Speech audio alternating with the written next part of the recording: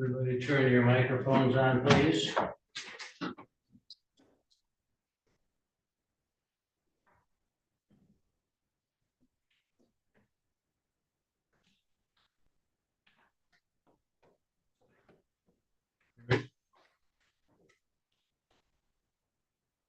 Mr. Ross, would you lead us in the pledge this morning, please?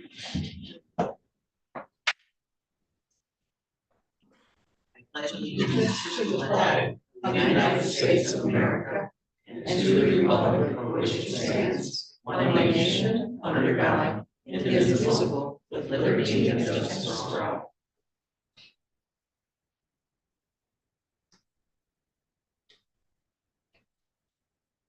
Thank you.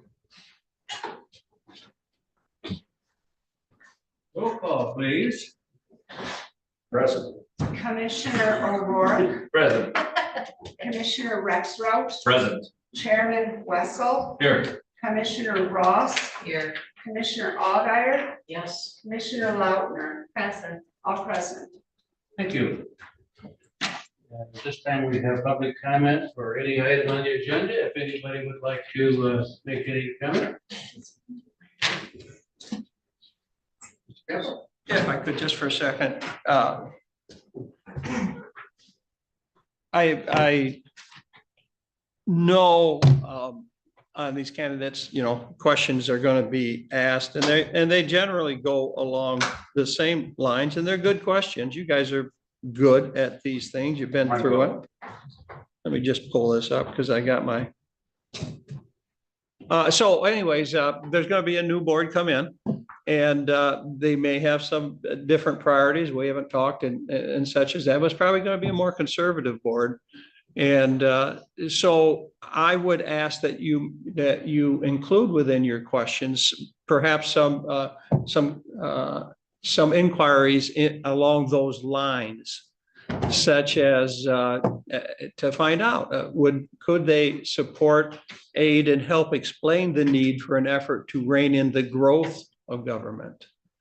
I mean, that's not usually something people ask, but I have talked with the county treasurer and it may be a need here and should be something looked at. So just so that folks know that, there's only going to be, there will be two people still on from these folks. And those are the questions that more conservative folks, when they come in, might ask. You might ask a question, given the chance of controlling spending or increasing property taxes, which would be your natural path? And it might draw out a conversation with them. A question such as, this doesn't really have anything to do with conservative or the other side, but in dealing with administrators and folks in those types of roles, and I know present company did an excellent path of this, but some of these folks, most of them, I think, are new to the county administrator business. As I love that phrase you use, that if you ask 100 county administrators, If you know one administrator, you know one county administrator. yeah, they don't come along the same. But the things I've always really appreciated has been, when policies or changes come before the board, will you take the time to explain the pros and the cons of each path, while also explaining whether the change falls into the mandated responsibility of a county government in Michigan? And you may ask, as part of your report on these issues, will you always, sometimes, or never make a recommendation to the board?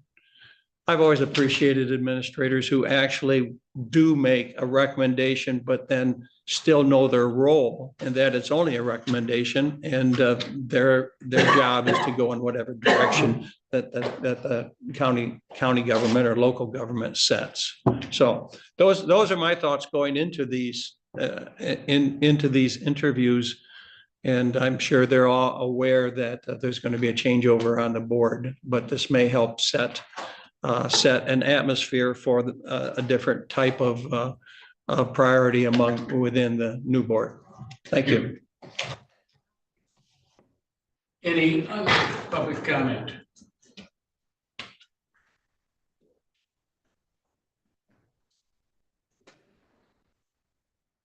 Yeah, I just wanted to say, Mark Walter, I talked with him yesterday and he said he's sorry, he can't make it here. But, and you know, I know it's a hard job and I appreciate you guys doing this and getting it accomplished. And I hope that it all goes well. Any commissioner comment? Before we turn over to Chet to give us a review, as Chet mentioned, we are interested in hearing from the commissioner-elects, and any feedback you have after these interviews, please provide them to Mr. Janik. And when we meet for our meeting to select the people to interview, we will consider all feedback that we receive. And I appreciate you being here. Do they have an email or what method to do that, or preferred method or email or what? They have my email addresses and I called each one of them last week. Okay, cool. And Chet, introduce the process. Yeah. That we need a. Yeah, just to review, you met last week, you reviewed 37 applications. You decided to invite 9 for interviews. Of the 9, 7 said yes. And the dates were today and tomorrow. So you're doing 4 this morning and 3 tomorrow morning. One of the candidates, Mr. Ryan Schulte from Florida, declined the opportunity just because of flight schedules and the cost to come from Florida. You did make a decision you were not going to offer the Zoom option. So he said, thank you for the opportunity, but he withdrew. The other candidate, Brandon Fewens, who most of you listed as an A, unfortunately is out of the state of Michigan and will not be back until Thursday or Friday. He's in Tennessee this week. He had a planned meeting already there. And so I don't know how you want to proceed with that. Commissioner Ross talked about having a special meeting, but I know 2 of you are going to be gone this week. You're leaving, Commissioner Alguier and Commissioner Ross are leaving town here in a couple of days. And Mr. Fewens will not be back till Thursday or Friday. So now how you want to proceed with him? He's interested in interviewing, but just had a long-standing commitment outside of the state of Michigan. So you have a little bit of a dilemma there since 2 of you are going to be gone at the end of this week. Is there any interest in a Zoom meeting tomorrow? If you want to be able to. He probably could zoom in. Out of fairness, I know we'd have to offer it to run. then you would have to offer it to the other candidate also. You'd have 5 tomorrow instead of 3. But then it'd be done. Thinking along the same lines, that's a possibility.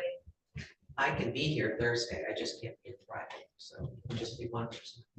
I mean, But I think when, Commissioner West has a conflict on Thursday. I have to be in Cadillac by noon. I could do it early. I could do it at 9 o'clock on Thursday. are you here? You're gone. Wonder what time it, sure, I think it's 6 or 7 in the morning. Well, Can I wear my jammies? A jammy party, we can do that. So you'd have to, it would either be 8 o'clock, but it puts a stress on the clerk's office. They would have to say yea or nay. Yeah, And let's whether- have it slumped. I'm sure I wouldn't notice a little more stress, but we need to do it at 8 o'clock, just. what did we rate Ron? 8:30, 8:30 maybe? I have that here. Mr. Ryan Schulte Yeah, right. received 4 A's and 2 B's, so he was listed by all of you. Ties, What's that? 4 ties. So I guess my preference would be to do them both by Zoom tomorrow. Zoom tomorrow. Both I mean, Mr. Ryan Schulte and then Mr. you get Fewens the- received, yeah. Whole bunch of people we ask, and Ryan Chilter raising high. I mean, I'm open to. Yeah. Probably a good idea. Then we have some time to deliberate. The bugger is you do these, then you do some, another 5 days later. It's kind of hard. Yeah, That's what I'm It's easier for me to, at least to think through. We had them all within a couple days and I can, in my head, process who's. well, if you the want, best to me. Rookie, do you have to, is your airport work tomorrow or today? Tomorrow, 3 o'clock, sir. Well, you have one scheduled at 9:15, 10:15, 11:15. You probably want to take a break there for lunch and then we could schedule them right after lunch. I would just soon not have lunch and just go straight through and we can each bring a little bag of peanuts or. Yeah, it's just a 20-minute break or I would something. say take at least half-hour break. Half-hour break. To sit there and interview 5 straight people without a break is Everybody okay challenge. with that? We'll do 5 interviews tomorrow. well, I will call both of them when you start the first interview and see if they're still interested and if they're available tomorrow for a Zoom interview, if they wish to do a Zoom. Yeah, check with them. Yeah, I'll check this morning before. Okay. we're done. My only question would be for posting, is it okay for us to add to these meetings? Okay. To Well, do that? the agenda, I'm going to leave Allison in here, I'm going to call the legal, just to make sure that I can, the way these are posted is candidate interviews. Yeah, I think- Each time, I don't think. I haven't seen the posting, but you're still following the schedule, you're just extending it. Extending the Okay. agendas. You're not changing the purpose, you're not let's adding make sure. anything to the agenda. I'll make sure, I'll go do that. All right. Okay, well, once you start the interview process, I'll call both of them, and so we'll know shortly where they wish to participate by Zoom. They know it's a disadvantage, but I'll give that option. Go ahead and Chet. So anyway, I'll do that shortly. I did pass out some documents. You have a interview evaluation form that you have 4 copies of. And you can use that for each of the candidates, put their names down, rate them. The key question is that the last question, overall impression. And it's, you have 3 choices: advance them to the final rounds, potentially advance them, or do not advance. Yes. And the rest of it is just your own personal notes and so forth. But if you remember last time we did this, if you could turn that in, then the clerk and I will tabulate to see if there's agreement. A lot of time it helps with the process. If there's agreement who the finalists are, it makes the process go smoother. Then you have set aside 2 dates in December for the final interviews. And then you have a set of suggested questions. I would say stick fairly close to them. For example, Commissioner O'Rourke asked if you could add a separate question. I said, if you do that, you should ask them to all the candidates. And remember, your time is limited, 15 minutes. So I would urge you not to have too many follow-up questions, or you may not get a chance to go through the whole process. And all of you have done this before, so I think you know how the process works. And then I strongly urge you to do a second round interviews, which, as I mentioned in the past, is more of a dialogue. You really get to have the dialogue back and forth. And usually those are an hour and a half. And I assume you want, once we get to that point, you want to schedule an open house for the staff to meet the finalists also. The other issue is, remember, you can only offer a 1-year contract because it's after August 1st. And by state law, there's a change in the board coming up. This board can only offer a 1-year contract. This happened several searches I've done, and the candidates know that, and know that hopefully in January, the other boards will extend that to a traditional 3-year contract. Which is why it's very important to make sure we have input from them. Yes. As Yeah, well. Yes. yeah. Okay. Any other questions? Everybody comfortable with the process? So I'd assume, I mean, in my mind, just for questions, I mean, I probably won't put my final mark on these review forms until we've interviewed. Oh, yeah, you're not, Not yeah. expecting that till after we have No. interviewed everyone. What I suggest you turn them in after you interview all the candidates. Give some time to And think about it. from the input from the new board members as well. One suggestion is, I believe you have a regular meeting tomorrow night. You could interview tomorrow afternoon, have couple hours to think about it and make a decision who you wish to bring back tomorrow evening. It'd be incumbent upon you guys to get us feedback then immediately after tomorrow, so that we'd have time to process it before the meeting and hand these in, right? Just, not just. Yeah, and in fairness, candidates, you should make a decision. I've been on this side of the table several times, and it's nerve-wracking not knowing your status as a candidate. Richard was going to add that as a late addition to a potential decision on. And I won't go, I know some of these candidates are also applying for other positions. So you really need to, out of fairness to them, out of fairness to you, you really need to make a decision who you want to bring back for your second round in December. Any questions for Chuck? A question for the clerk's office. Now, we've scheduled the first interview for 9:30. Does that mean we ought to take a break right now and wait till 9:30? I don't think that it was. No, those are just, It was the purpose of the meeting is to interview candidates, so. And as you know, you kind of, I'm guessing you'll fall a little bit behind as the day goes on. Right. And you probably need a break anyway between interviews. Thank you, Chair. So if you're ready, there's no question, and your candidate's here, I suggest So you how long is this question? 50 minutes, 50? 5-0. Okay. Thank you. All right. And Mr. Marsky, welcome. Person.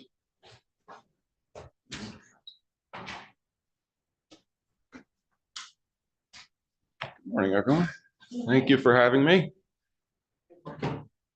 Why we, before we start with our candidate, let's start with you, Melinda. You want to introduce yourself? Hi, good morning. I'm Linda Ladner. And I represent Solon and Casson Townships. Jim O'Rourke, I represent Elmwood and Bingham. I'm Gwen O'Geyer, I represent Cleveland. Hi again. Cameron Ross, Centerville, Leland. Doug Rexroad, Sutton's Bay and Bingham. And Ty Wessel, Leelanau. Sutton's Bay. Thank you very much. And Mr. Marsky, we've all had the opportunity to read your paperwork, but everybody in the audience and on the audience on YouTube have not. So would you start out by reviewing your background, talk about your interest in your position, and talk about your career a little bit? Sure thing. I think my interest in the position, let's start there, is unique, but it mirrors pretty well with what the mission of the county administrator is. My background's 30 years working with federal corrections. Originally contracted at a rehab reentry service in St. Louis and have progressed from correctional officer all the way up through warden. So started at the ground level and worked my way up. Had the privilege of, after that, being able to retire, and the wife's from Michigan and we've always wanted to live here in the county. So had the privilege of finally getting a home here, building a home and making it going to be our forever home. So we're year-round residents, which, as we know, is an area of tourism. Sometimes that's not the case. I've been here going on just about 3 years. Work locally in the area. I've worked pretty extensively with some of the local ag. As you can see on the resume, I work with the local winery. So through a bunch of different small businesses in the area, some of the farmers in the area. So I've gotten to know the area fairly well in my short time here. But love the area and I'm going to stay regardless of how this progresses or not. Have always worked in federal corrections, haven't jumped from one job to the other or one agency to the other. I always appreciated the mission of keeping people safe, whether it's inside or outside. But started as an officer, and my last duty station was Wisconsin, Oxford, Wisconsin. I was the warden, chief executive officer there. There was approximately just about 1,100 to 1,200 inmates, give or take, on the time of year, and almost 300 staff. There was 20 plus, about 23 different departments, which are 20 plus different cost centers. Easily at that time, my budget was probably 35 million. Most of that was S&E, salary and expenses. Some of that was mandatory budget. Some of that's non-mandatory budget. But it gave me a good understanding of how a large governmental organization runs. It's interesting. A prison is akin to a large village or a small city. I know that the numbers of people are there, but we have a facilities department, powerhouse, water treatment plant, religious services, psychology department, food service, laundry. I could go on and on and on, but as you start mirroring it up, you're truly trying to run a town. And within it's got the hand of the federal government in it. So you get a good sense of regulations, obviously financing in the budget and really the government accounting requirements on the federal level. Very similar, pretty boilerplate process procedures in place, just different jargon, different obviously fiscal years, but very similar. So that's the short synopsis of my background and career. I can go more in depth. I've worked at several facilities as associate wardens. One of those was a medical center in Springfield, Missouri. That was a very unique facility. It's high security, maximum security, mental health, and medical. Quite the budget there. I covered medical services there. It was about $150 million budget annually at that time. No doubt it's gone up over those last 5 years from now. In accreditations, I was responsible through most of these facilities of accrediting if it fell during my term while I was there. In Oxford, lastly, got 100% accreditation for the facility, which is fairly rare. I got to defend that at the annual meeting. Accreditation at the medical center was JACO accreditation, medical center accreditation, ACA accreditation, and psychology. Had probably a little flotilla of psychologists at that facility, about 15 psychologists and a psychiatrist. So it was a very involved facility also, but just a little different mission. Thank you. Yes, sir. Our first question today is, what is the most important responsibility of the county administrator? What are the priorities and issues facing Michigan and Leelanau County? And what is the administrator role in working with that? The most important issue, I would say, let me back up. The role obviously is to work with the guidance and direction of the board. The board actually, to my understanding, sets the mission and the direction, determines which way the county should go and wants to go based on the community. And it's the administrator's job to carry that mission out, basically to execute the direction, the day-to-day work. A lot of that is, I know that there's always organizational issues, organizational problems. That's the administrator's job to overcome and to work through, correct, move on one way or other to resolve those and get the job done. But there are obviously the issues, whether it's locally or statewide. That's the direction that the board will push or direct. One of the current big ones that we are intimate here is affordable housing. Affordable housing is a huge issue for the county, and I know you guys have looked at it, and it's getting pointed in the proper direction. But I think as the state continues to lose population and the age of the citizens in the state, and particularly this county, does not go down, it's going to continue to be a problem that needs to be fixed.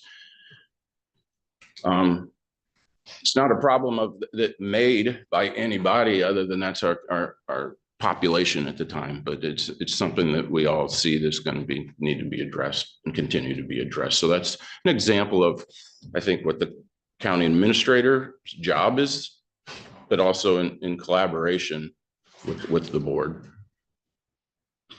Thank you. Yes, sir. Shall we start with Commissioner Lautner and go right down the road with a question? The next one, we'll go the other way.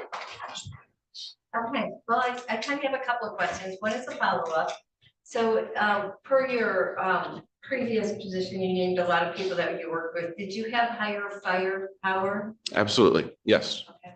I was, of all those departments I mentioned, HR was one of them. Hiring lately, last 5+ years in corrections, basically across the country, is difficult to find enough qualified staff. When I took over that facility of Oxford, Wisconsin, my staffing level that I walked into was at 85%. And in a security situation, that's critical. It was dangerous. There was mandatory overtimes. People were working 16 hours a day, every day. And it was unfortunate. So that was an example of a problem that I overcame. By the time I left, we were bumping up at 100%, which is just the turnover is always going to be 1 or 2%.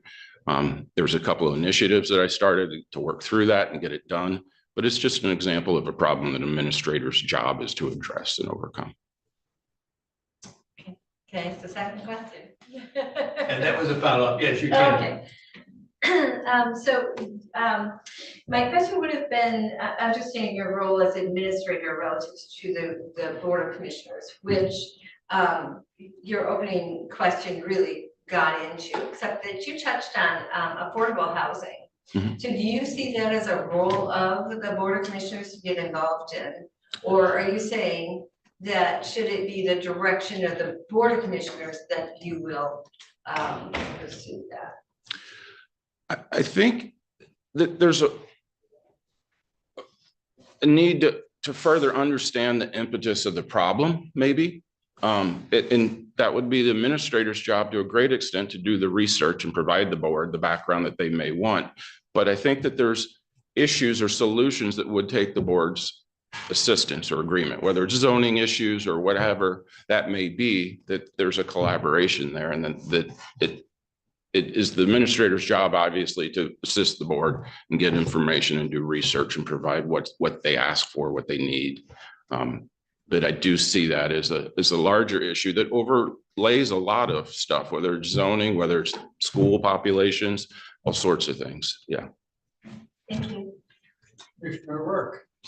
Yes, sir. You would be the fourth administrator since 2022. I'm sure living in Suttons Bay, you follow the county and the local paper. Okay.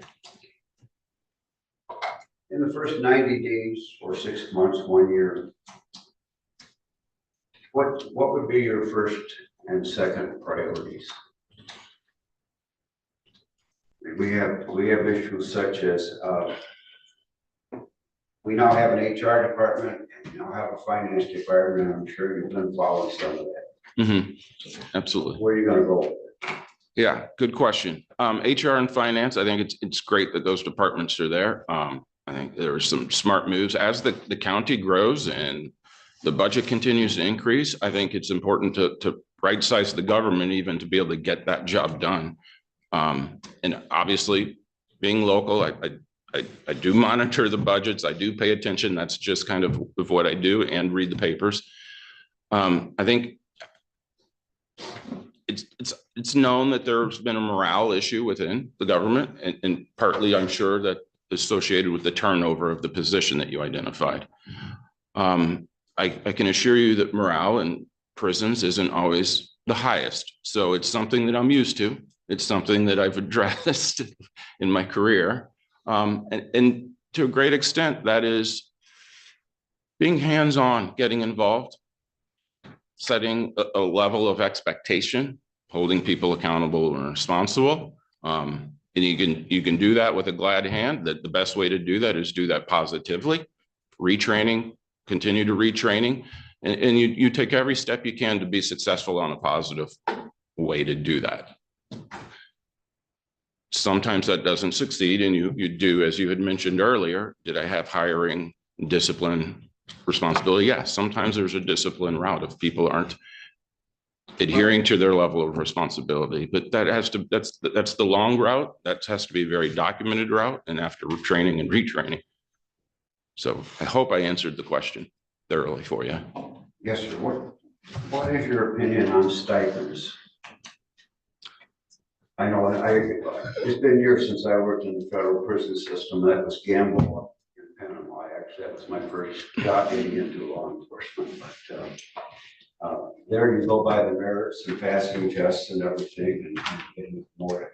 Here we pay other people from other departments a stipend. What is your opinion on that? Well, I guess it depends. My opinion would be to follow whatever the guidelines, the rules, and get what the guidelines and say. If there's an issue with that, then I think you start by correcting the guidelines in the policy. If there's not an issue with that, and that is then what's expected or the norm.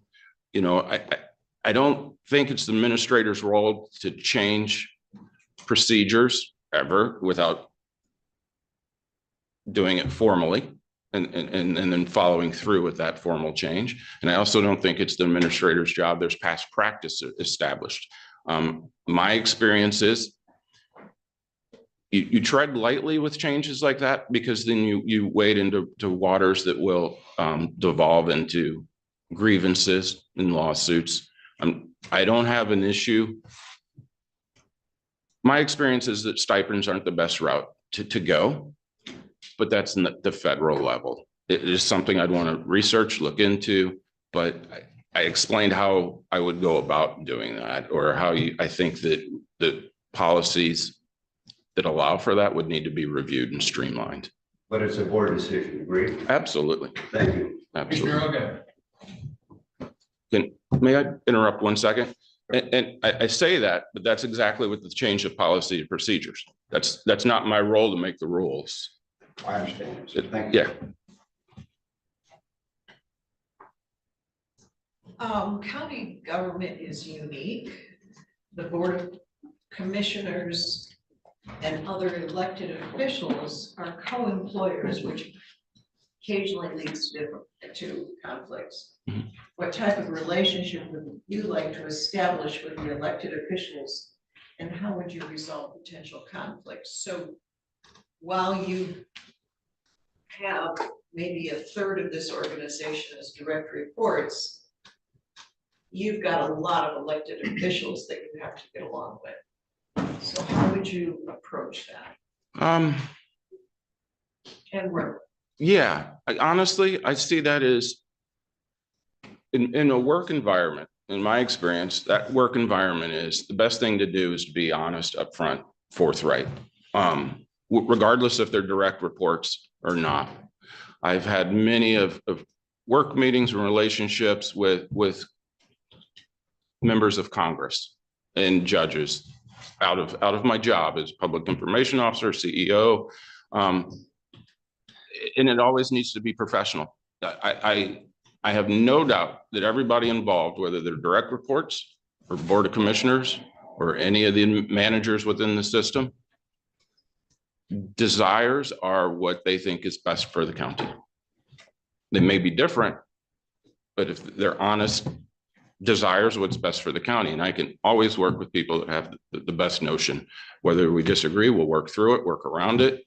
But part of my job is to follow the guidance of political positions.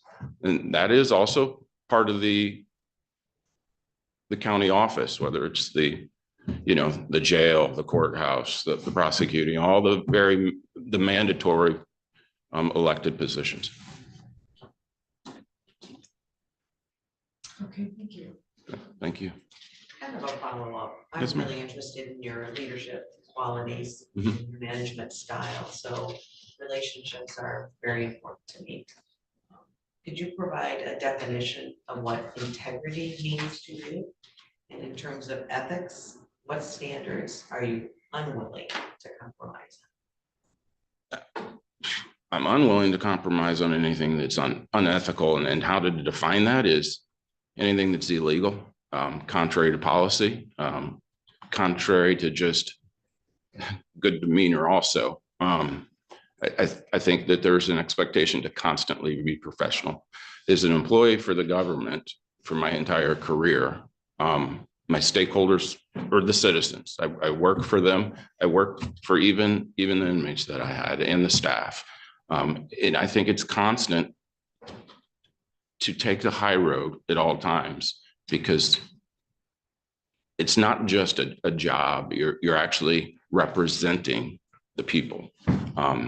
So I'll just leave it with anything that's illegal, policy, regulations, guidance, I can't and won't do. It's easy to have those conversations. I generally, in my experience, will pull out whatever policy or regulation law that is and politely review it with somebody. Here's why I can't do that. Here's why we won't do that. For the last 5 years of my career, I provided ethics training annually to all staff in the facilities I were at. Believe me, I adhere to that, because once you break it, it's a slippery slope.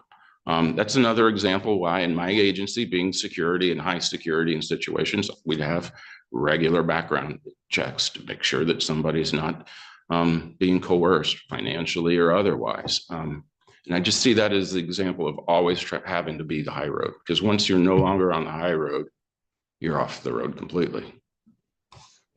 Yes, ma'am. what do you view as the essential or core responsibilities of county government, and maybe specifically Leelanau County, and balancing those core responsibilities and other priorities with maintaining an affordable tax rate for the citizens of Leelanau County? Yeah, that's a great question. That's a tough one. If I had the $1 million answer to that, but the county's responsibility is services.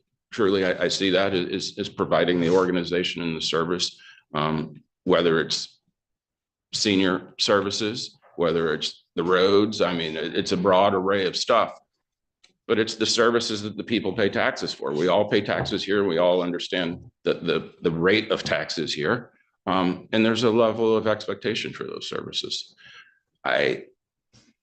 With regard to affordable housing,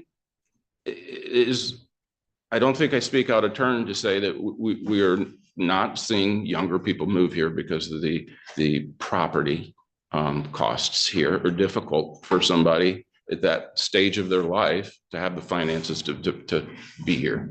Now,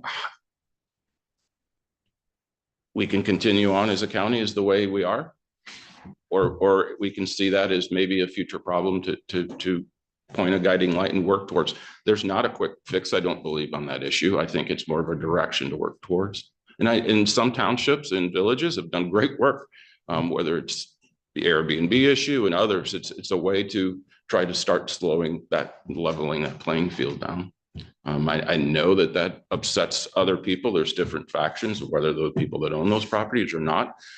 But I think the mission of the county is for the health of the county, longevity, financially, and just the community health and guidance of the county. Well, exactly. I might have misspoken. I mean, affordable housing is a factor, but an affordable tax rate due to increases in property values and things. We have legacy families who you wouldn't normally consider to be being challenged for homestead living here, but they are just because tax rates are raising so high. So there's a separate question of keeping our millages in a reasonable area. It is related to affordable housing, but it's not actually an affordable housing question. No, I do.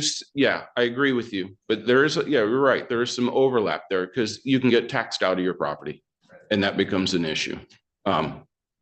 Families have lived here for generations. And as those values go up, your taxes associated with that continue to go up and beyond maybe what your wage is. And that's basically getting taxed out of your property. I think there's some issues with that. The millages, I also don't think anybody pushes to get a millage that they don't believe is necessary, but I think it always has to be looked at that there's a double edge on each sword. Thank you. Yes, sir. Back to you, Melinda. All right. Well, let's see.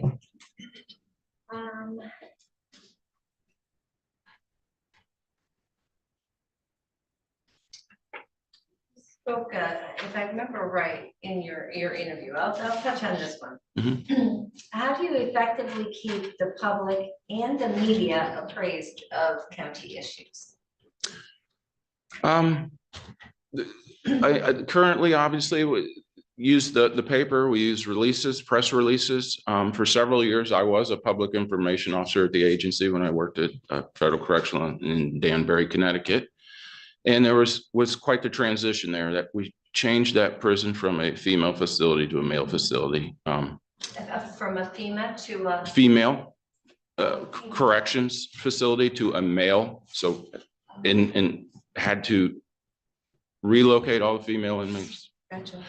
replace them with male. And that was an issue with Congress, to be honest. I'll leave it with this. It involved a lot of work with the media, whether press releases, interviews, tours, meetings, mostly with Congress, but the media was obviously involved.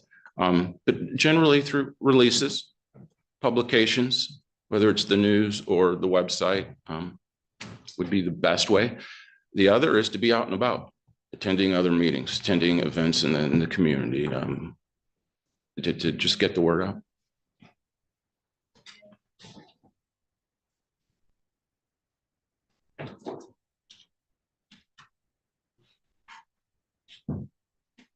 if you get selected, you have an outstanding assistant in the office.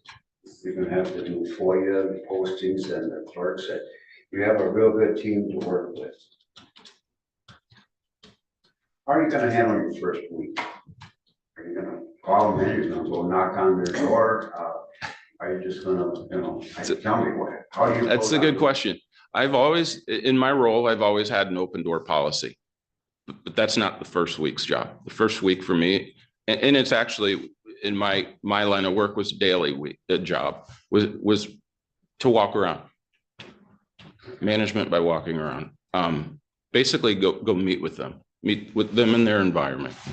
And it truly would be to ask questions, what they need of me, and to learn from them. The first week, I'd be remiss to say that I would start giving guidance and directions without understanding the relationships and setting relationships. The first week is to ask what they need and what I could do to help, but it's to start establishing relationships and slowly set expectations. Have a departmental meeting after that, after you get out and about, and slowly work into that. That was my next question. You're gonna have a weekly or bi-weekly departmental meetings. I think it's absolutely necessary. How frequently that will be, would be determined through balancing what's going on, obviously, but I think that's absolutely necessary, because I think it's also important that each department hear the larger things going on so that they're aware. Obviously they have their own responsibilities, but it's easier to work collaboratively when you know what other issues might be other departments are handling or dealing with. Very good, thank you. Each department has little grades. So. Perfect. Perfect. That'll make me walk more often. And they're little. Which there's less guilt. Okay, thank you. That's important.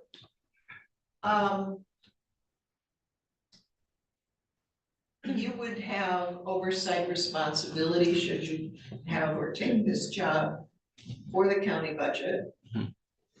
Describe in detail your experience with budget development, financial management, and developing grant proposals. And openness to grant proposals. Absolutely. Obviously, as the CEO of a federal facility, my experience was pretty extensive on budget. The federal process that we used was in general cost centers. So, and they mostly, not fully, but mostly matched up with the various departments. Some departments had multiple cost centers. Some of that was mandatory. Some of that was non-mandatory budgeting. But it was truly up to me, and we would have routine budgeting meetings. Obviously, we'd have a larger one to establish the budget. It was all through the appropriations process. It came via DC regionally to me, but establish the budget based on A, what's mandatory, then B, what's non-mandatory. But 4 of the facilities I had worked at were built in the 1930s. So you can imagine that the capital improvement issues were large and long-standing. So that was another issue, is long-term budgeting, 5+ years, capital improvement, monitoring whether it's a historical building or not, and the issues you have to do to address that. And that's all very important part of the budget. Too often, I think people neglect the capital improvement side of it, and then it's going to cost more later. But it would establish the budget based on each subject matter expert, and with those cost centers would tell me what's absolutely mandatory. I would ask truly about, all right, here's what's legally required and what's mandatory for us to work in our situation that we have. And then kind of, what would make it a little easier for you, and what's your dream wish list if those funds happen to be around it, and and it would kind of work off of that initially and set the budget what's fiscally appropriate. But then with the federal system, sometimes there's finances available at the end of the fiscal year. And we would also work through those notes of what they indicated were additional that they needed. I hope I answered your question. I can go a little further if you want. But that's how we would monitor it. I'd have a monthly departmental meeting I'd have multiple different meetings, but one per month was also budgetary that we would review as a group of department heads over those cost centers would review that progress towards it. And where we had the latitude would make adjustments as needed. Okay, thank you. Yes, ma'am.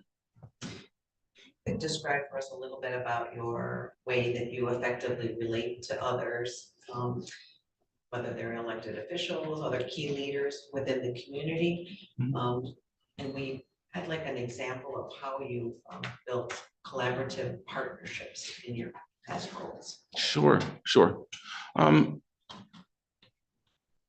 We're a community here. It's one best county around, hence my coming here, like many of us. We love it. It needs to continue to stay a good community, and I know it will. For me, I will always take the high road, and I could say that I do my best to never meet somebody I didn't like, because I will find something positive in each person and work towards that. At least that's a shared something that regardless of politics or ideals, that it's important that you have connections and positive connections, because that's going to be the only hope for fostering a better relationship from there. So I do get out quite a bit in the community. I'm taking advantage of the wonderful things that go on. And I regularly meet people, whether it's at music in the park in Northport or in town around Sutton's Bay or grocery store for that matter. There's times and places for certain conversations, but it always needs to be in those environments, positive and uplifting, because we're all going in the same direction. My hope is to just do what's best. Do you have a situation in your past where you have built a successful collaboration with maybe diverse people? Absolutely. Sandstone, Minnesota, a facility that I had worked at. Northern Minnesota. Unfortunately, there was a higher population of Native Americans at that facility that were from the Dakotas. Large tribal lands there. In this federal system of supervision and reentry wasn't working as well as I guess I would say it should have for those individuals in those locations. Initiated a program there called the Red Road, which is to bring in elders from those areas, have some meetings with them and establish kind of a board or a connection, so that as these inmates released to those areas, there's very little U.S. probation office supervision there because it's such vast land tracts. It's not easy if you have to go as somebody who's reentry from corrections to have to go meet with your probation officer when it's a 12-hour drive and you have to go regularly. It's not easy when there's not employment and you don't have any kind of support network in areas like that. So it was a way to establish with some elders in those areas connections with those individuals prior to their release. And that's had been ongoing. We established a powwow and a situation to kind of foster those relationships so that when they went to the community, they had a chance to have positive relationships to support them in hopes of, recidivism being positive rather than what had been happening, which was failure, unfortunately. Yes, ma'am. Can you tell us about a time you made what you characterize as either a risky or highly unpopular decision, one that had to be made, and what was the situation and how did that turn out?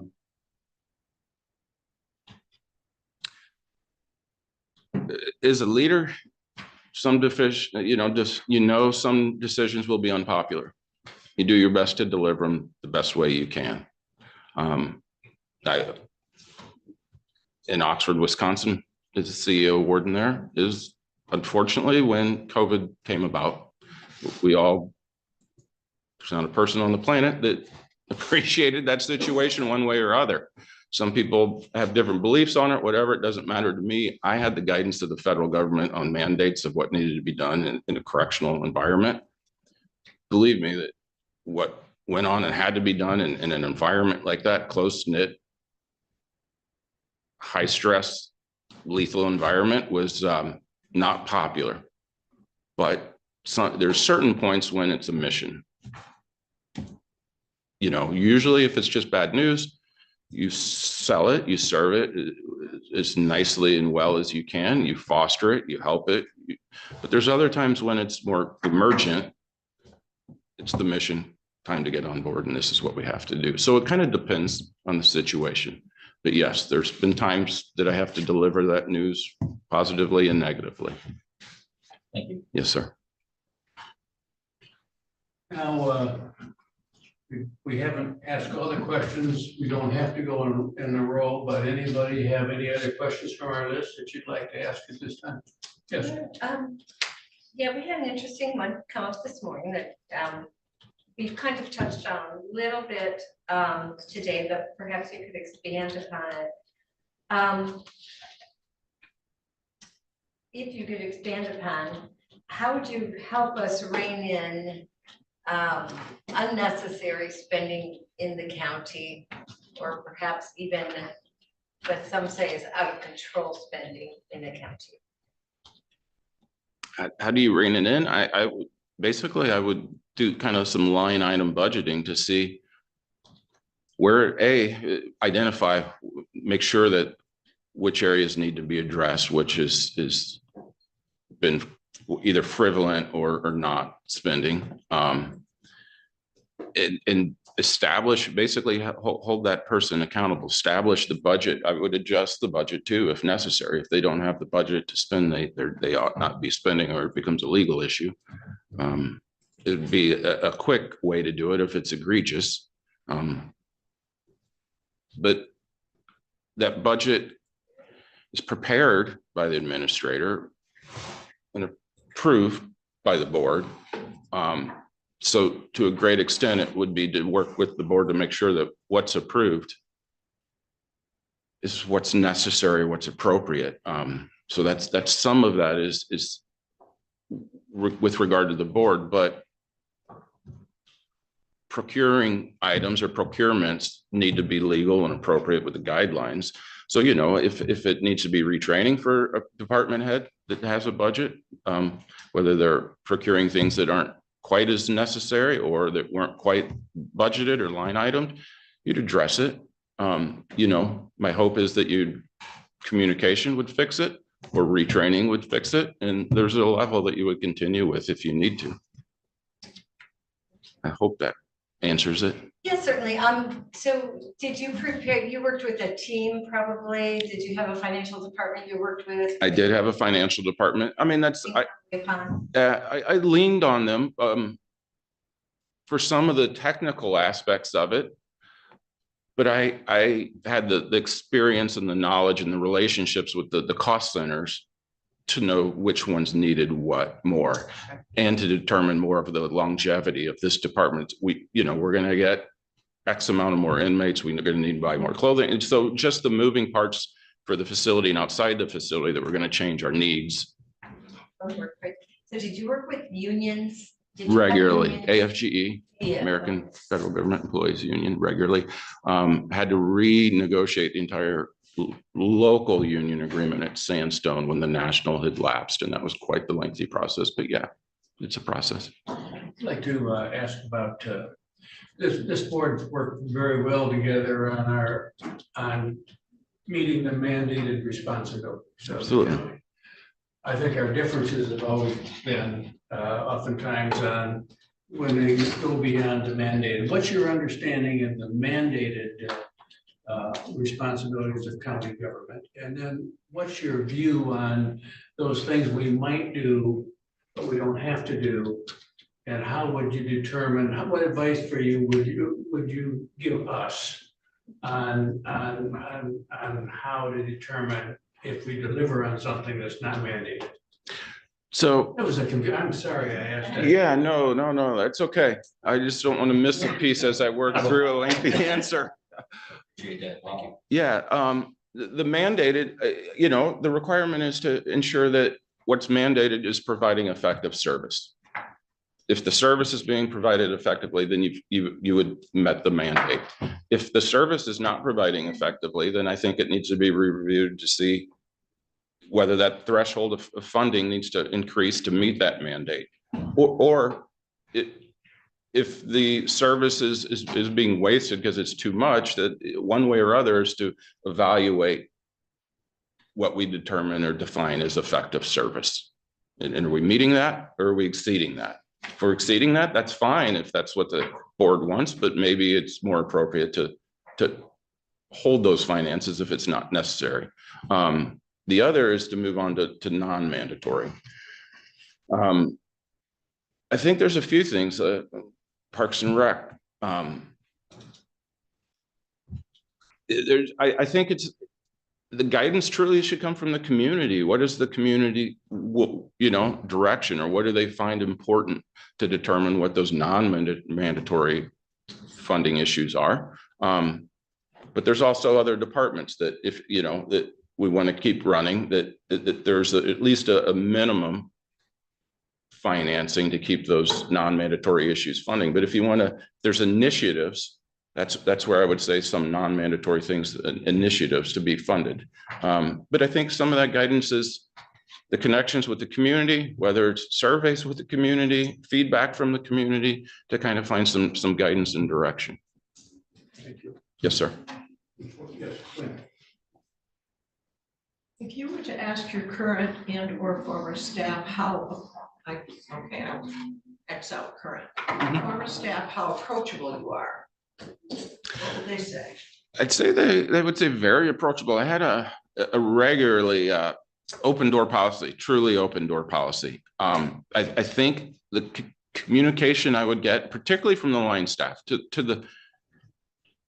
sometimes to the frustration of the department heads, that I would walk and talk so much, particularly with the line staff, because I wanted to make sure that I was getting true information. It was a way for me to actually work with the department heads, but confirm that what I'm hearing is right. So for me, it was to truly get out and walk and talk, sit in some offices, actually go out to the field and get hands-on, get dirty, and do what the line staff are do. It does a couple of things. With my own eyes and hands, I get to see the reality, make sure that I'm not being told something different than the reality. And I also get buy-in from those line staff. So that's a side benefit to that method. I want to ask one more. If you were at a restaurant, somebody next door was from out of town at the next table, what would you say is great about Leelanau County? Most beautiful place to live. What? I've had the luxury of moving around the country for the government. And that's one aspect of the federal system, security system. We would move every couple of years because it avoids complacency. And if there's difficult relationships or issues, it avoids, somebody promoting from within. There's difficult histories and past that don't always escape you unless you're promoting and moving from location to location. So that's one reason the government does that. So I've gotten to see the country. There's beautiful areas everywhere I've been. Everybody's got something special. It's just a little more special here. Thank you. Mm-hmm. Matthew, is it Matthew or Matt? Matt, either. We've all asked you some questions, but now it's your turn to ask us some questions if you have any. No, I mean, I appreciate the opportunity. I truly do. However it goes, I respect you all because it's not an easy job. I get that. And it's not an easy job for anybody on either side of the table. So I appreciate that. And the opportunity, trust me, I do appreciate. I guess I would leave it with to ask, is there anything else concerning my background, experiences, knowledge that you would want to know? Because now's the last opportunity. No, I would just like to thank you for your 28 years in the federal prison system. I think the people here are a little less violent. Yes, they are. That's another reason. It's peaceful here. So peaceful. I love it. And having worked in the prison, the things you have seen and the conflicts and stuff, and yeah, I appreciate what you've done. I appreciate it. Thank you. Any other questions? Thank you very much. We are going to be interviewing today and tomorrow, and Mr. Janik will be a part of that, and we'll let you know where we are by the weekend. No doubt. I appreciate it. Thank you, guys. Thank you very much. Thank you. Yes, thank you, Matt. Yes, sir. Shall we take a break and I think our next candidate might be here a little early, so we'll see if we can start again at 10:15. Sounds good. Matt? Thank you.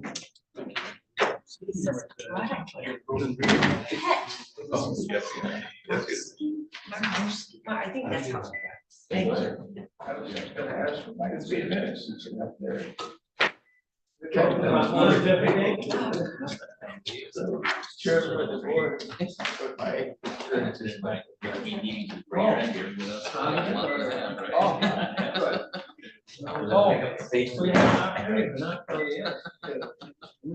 You doing, Willie?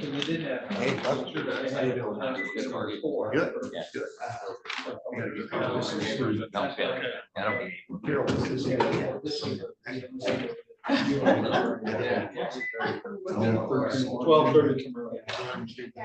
Okay. All right, thank you. 12:30 tomorrow. And I'm waiting for a response from her.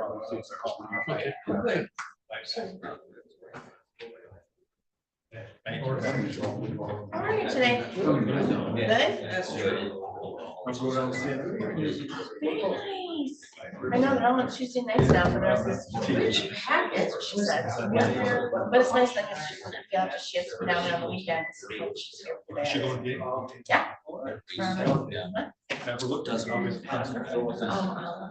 They were ready present. Oh, what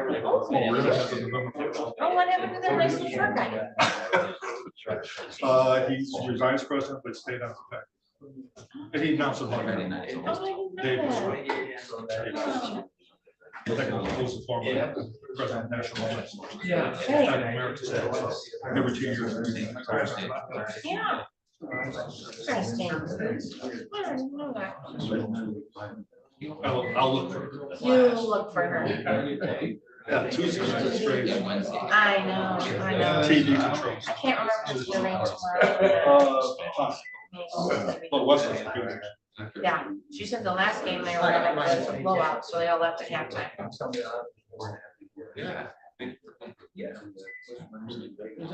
Show. Oh, I wish you guys gave you a record. it is one day at a time. Did hear one of the. Thank you. Oh, yeah. Yeah. It's a. I'm sure you really appreciate it. Like I started to explain to my dad, so, like, your parents are amazing. You just have that little, like, what's he doing in there, right? So he tells me when he gets home tonight, he's gonna just get a drink of water. And then I just go in the cabinet and go see. Oh, yeah, I know.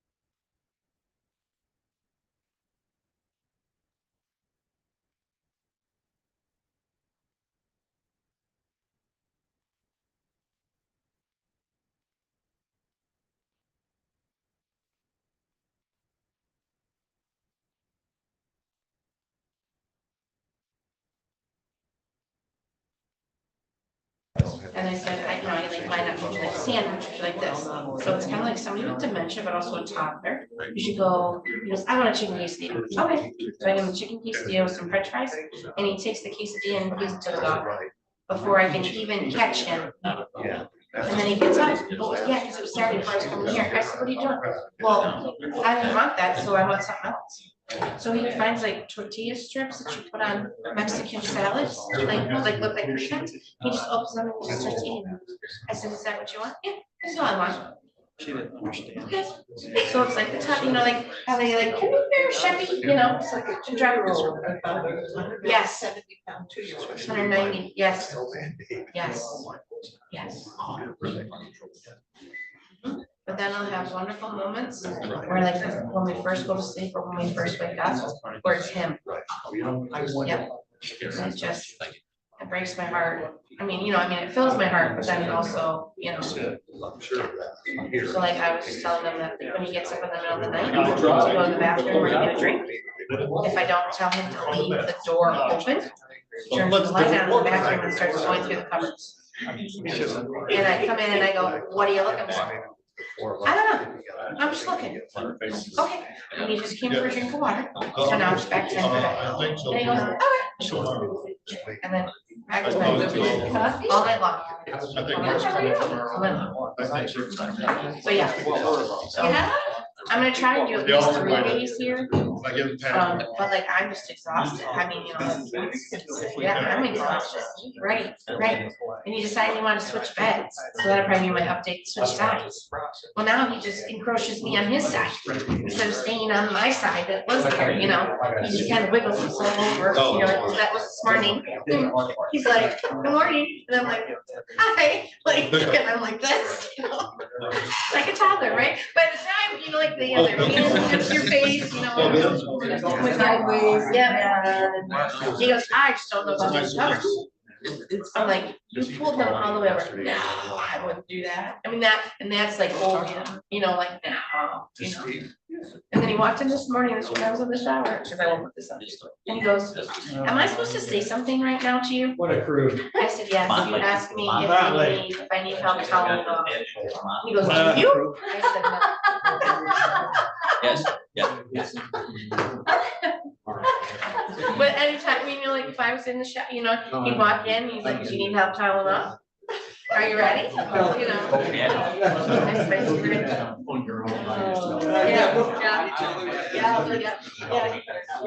No, I won't put that in there, but yeah, that's just him. That's just him.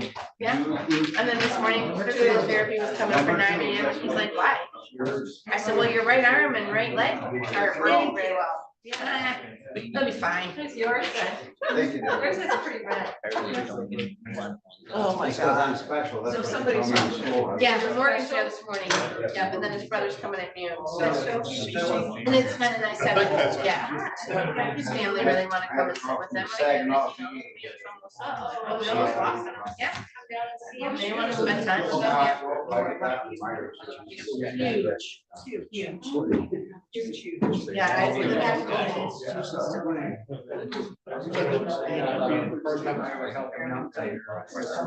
Yeah, sometimes I want to. Family so far. Yeah, so like, if Jackson would rather be at the hardware and send Brenda home to sit with Rich. Yeah, so he goes every afternoon. And he closes up and he sends him. Good. Okay. No, because advice, y'all got enough from me. We had a decision. We did it? Okay. I didn't check my email. We went to the next step. Right. That can be the safe side. Oh, I just got it. You see, So it's gone. Now we just had to get the search. That's the old, okay. Yeah, that's the one that they didn't want to send. I'm sure I can't have something for you. One of the decisions that we made on Hill this year. That was done We Thursday. don't change our decision now, we're still to this certain point. Yeah, But which I'm assuming they'll just add the order and. what the state of Civil said. They have done, they have. Did you see a market? So not fairly. That they. I don't know if it's just Hello. maybe somebody else. So, but I sent it to everybody. Okay, yeah, no, sweet. I didn't have time to check my emails yet today. Like it. I said, I was gonna That's check public it. information. I don't know. Yeah, no, it's public, right? You're Maybe right. it was just someone else coming in from other business.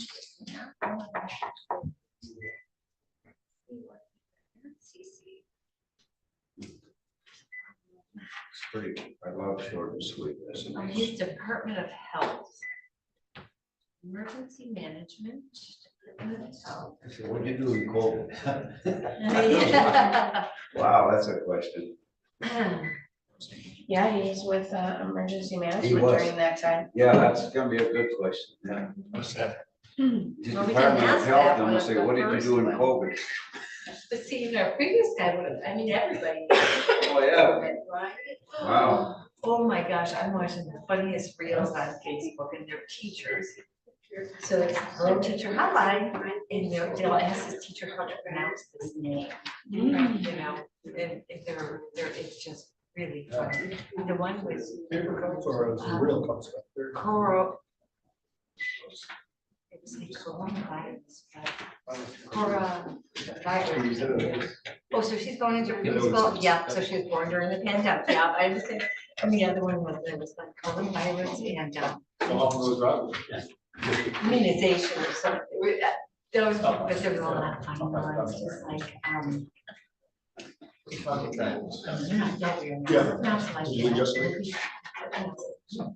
Nina. Yes, practice out, you know. Oh. One is an asterisk. Ready, Jen? Daisy. Yes, Ready? That's a hot. Yeah. Everybody? Fair enough. Morning. Good morning, all. Welcome, Mr. CC. Glad to be here. Thank you for having me. I like that. Thank you. It's my umbrella. See, I've had it quite some time. This used to be black. I took it to the store a couple times and said, hey, what can you do to refurbish it? And said, buy you a new hat. And I was like, I don't know. Before we get started, Eric, welcome. We'll have each commissioner introduce themselves. Good morning, I'm Melinda Lautner. I represent Solon and Cassett Townships down on the board. And I'm Jim O'Rourke, I represent Elmwood and part of it. I'm Gwen Allgaier. I represent Cleveland, Leonard, and Empire. Cameron Ross, Centerville, and Leelanau County. Doug Rex Road, Suttons Bay and Bingham. And Ty Wessel, Leelanau and Suttons Bay.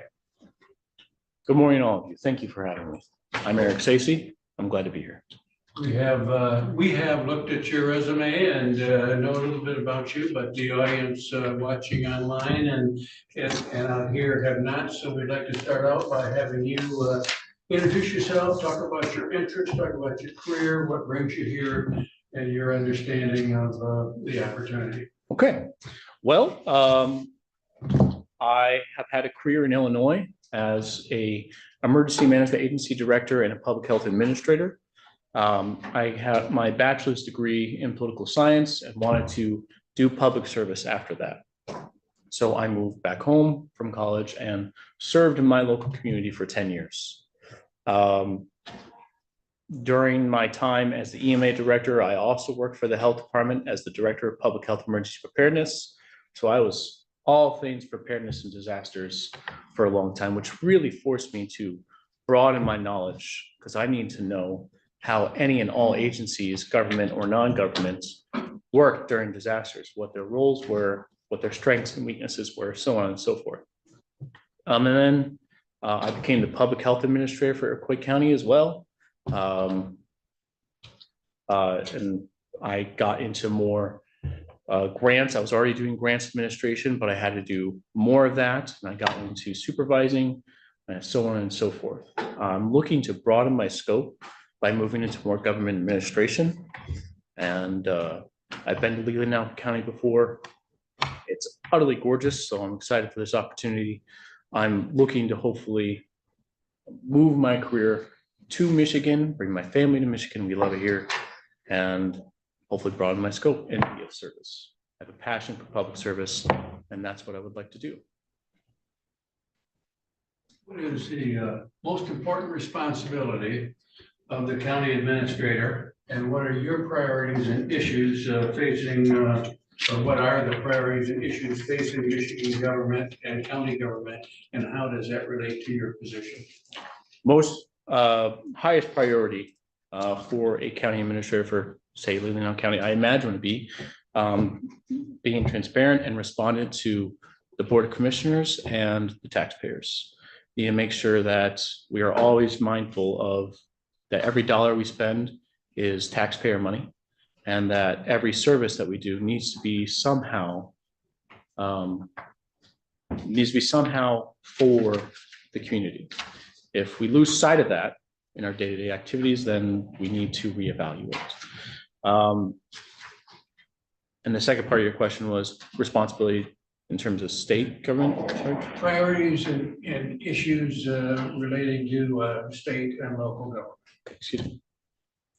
Local government often is tasked with, in modern day America, crumbling infrastructure, and how do we cope with that, whether it's municipalities or county government, and then also attempting to keep up with modern day society in terms of energy consumption and how do we move forward into a new energy infrastructure, the pros and cons of such. And of course, responding to our people. We have a much more mobile population than we did 10 to 20, 30 years ago. Even people work from home now, and that's changed a lot in terms of where people can live and where they can work. So keeping up with the societal demands of where people are going to spend their daily lives. And I think that's probably a large impact to your community. You live in a very beautiful place, and I imagine you have a lot more people wanting to move here and work from home. Also, you live in a place that is somewhat isolated. So I imagine the energy infrastructure is somewhat limited. Am I correct? Roads, of course, that's the age-old thing. And then working with other agencies that have authority over private wells, water, sewage, all that, all of which I have experience with. So making sure that everyday services are there for the people, but also are going to be ready for the people in 50 years.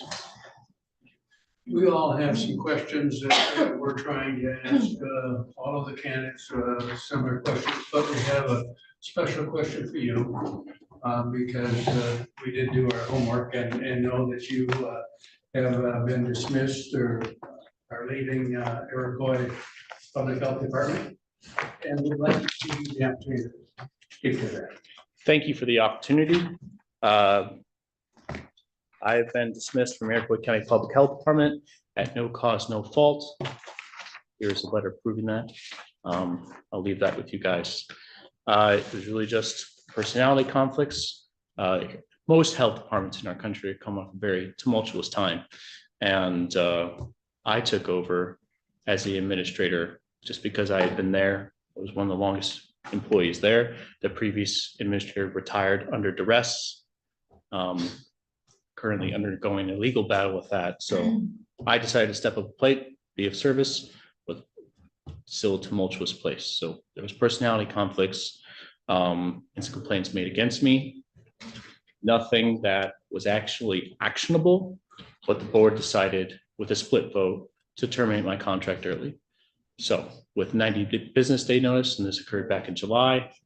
So yeah, that's why I'm looking to seek new employment. Thank you. Thank you. Okay. No problem. We're going to start with Commissioner Rexroth today. Thank you again for being here. What do you view as the core or mandated responsibilities of county government? And specifically Leelanau County, how we balance that and other missions that may be had against the requirement to keep an affordable local tax rate? Mm-hmm. Core responsibility is transparency and service to the taxpayer. And when you're trying to make sure that you're keeping tax rates affordable to the local residents, you need to make sure that you're being mindful of how you spend your money and what services the taxpayers need, and how to keep those costs low. Whether it's your road infrastructure or your staff in your county government, so on and so forth. On the same hand, you need to make sure that you're spending the money to enable them to do their things. If the roads don't get plowed, then businesses cannot be open. It's just a simple example. So actually making sure you're being responsible to the taxpayer. Thank you. I guess kind of following up on your most recent termination from that position. Again, relationships are everything. And, could you tell us how you would proceed in developing trust and respect with the department heads, the county employees, this board, and the public that's ready to embrace new administration? Sure. Trust and respect are very large virtues for me, and something I was attempting to establish as the new administrator of the Public Health Department. Obviously, that did not work out. But also, it's something that as an outsider, somebody from not from this community, I would have to ensure would be one of my top priorities. In order to establish mutual respect with department heads, I'd have to do a lot of listening and understand exactly what is important to their agencies and why is important to their agencies. And then, of course, to the residents, I'd have to make sure that I integrate into the community to really learn as much as possible, as quickly as possible. I'm not completely alien to the community and not very different, but there are nuances, and those nuances I would find very important to learn quickly. So a lot of listening and respecting how things are done here and why they have done, why they've done that way. I wouldn't be coming here just looking to shake things up and making a lot of changes. I do find that disrespectful. I've been in that position before where people over me just wanted to shake the tree. Change is good and necessary, but sometimes you have to respect tradition and really understand why things are done the way they are.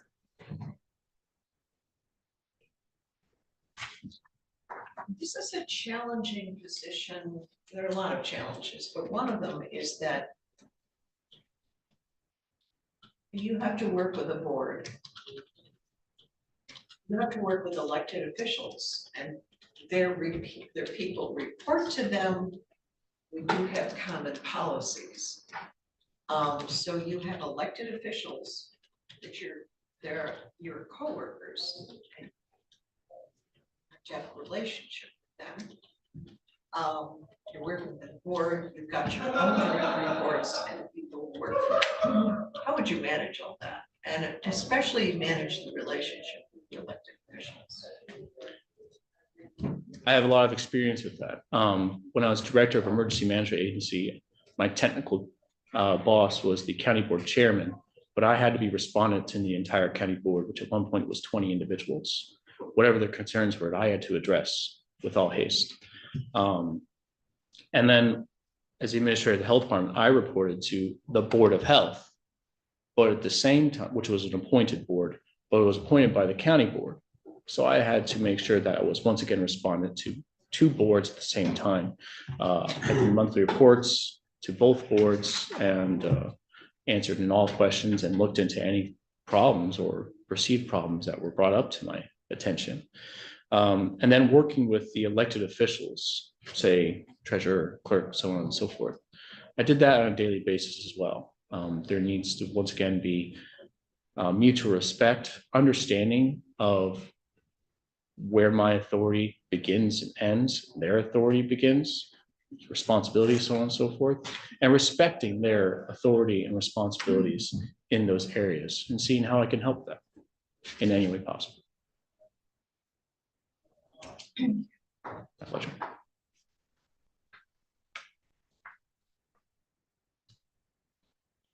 We've had 3 administrators since 2022.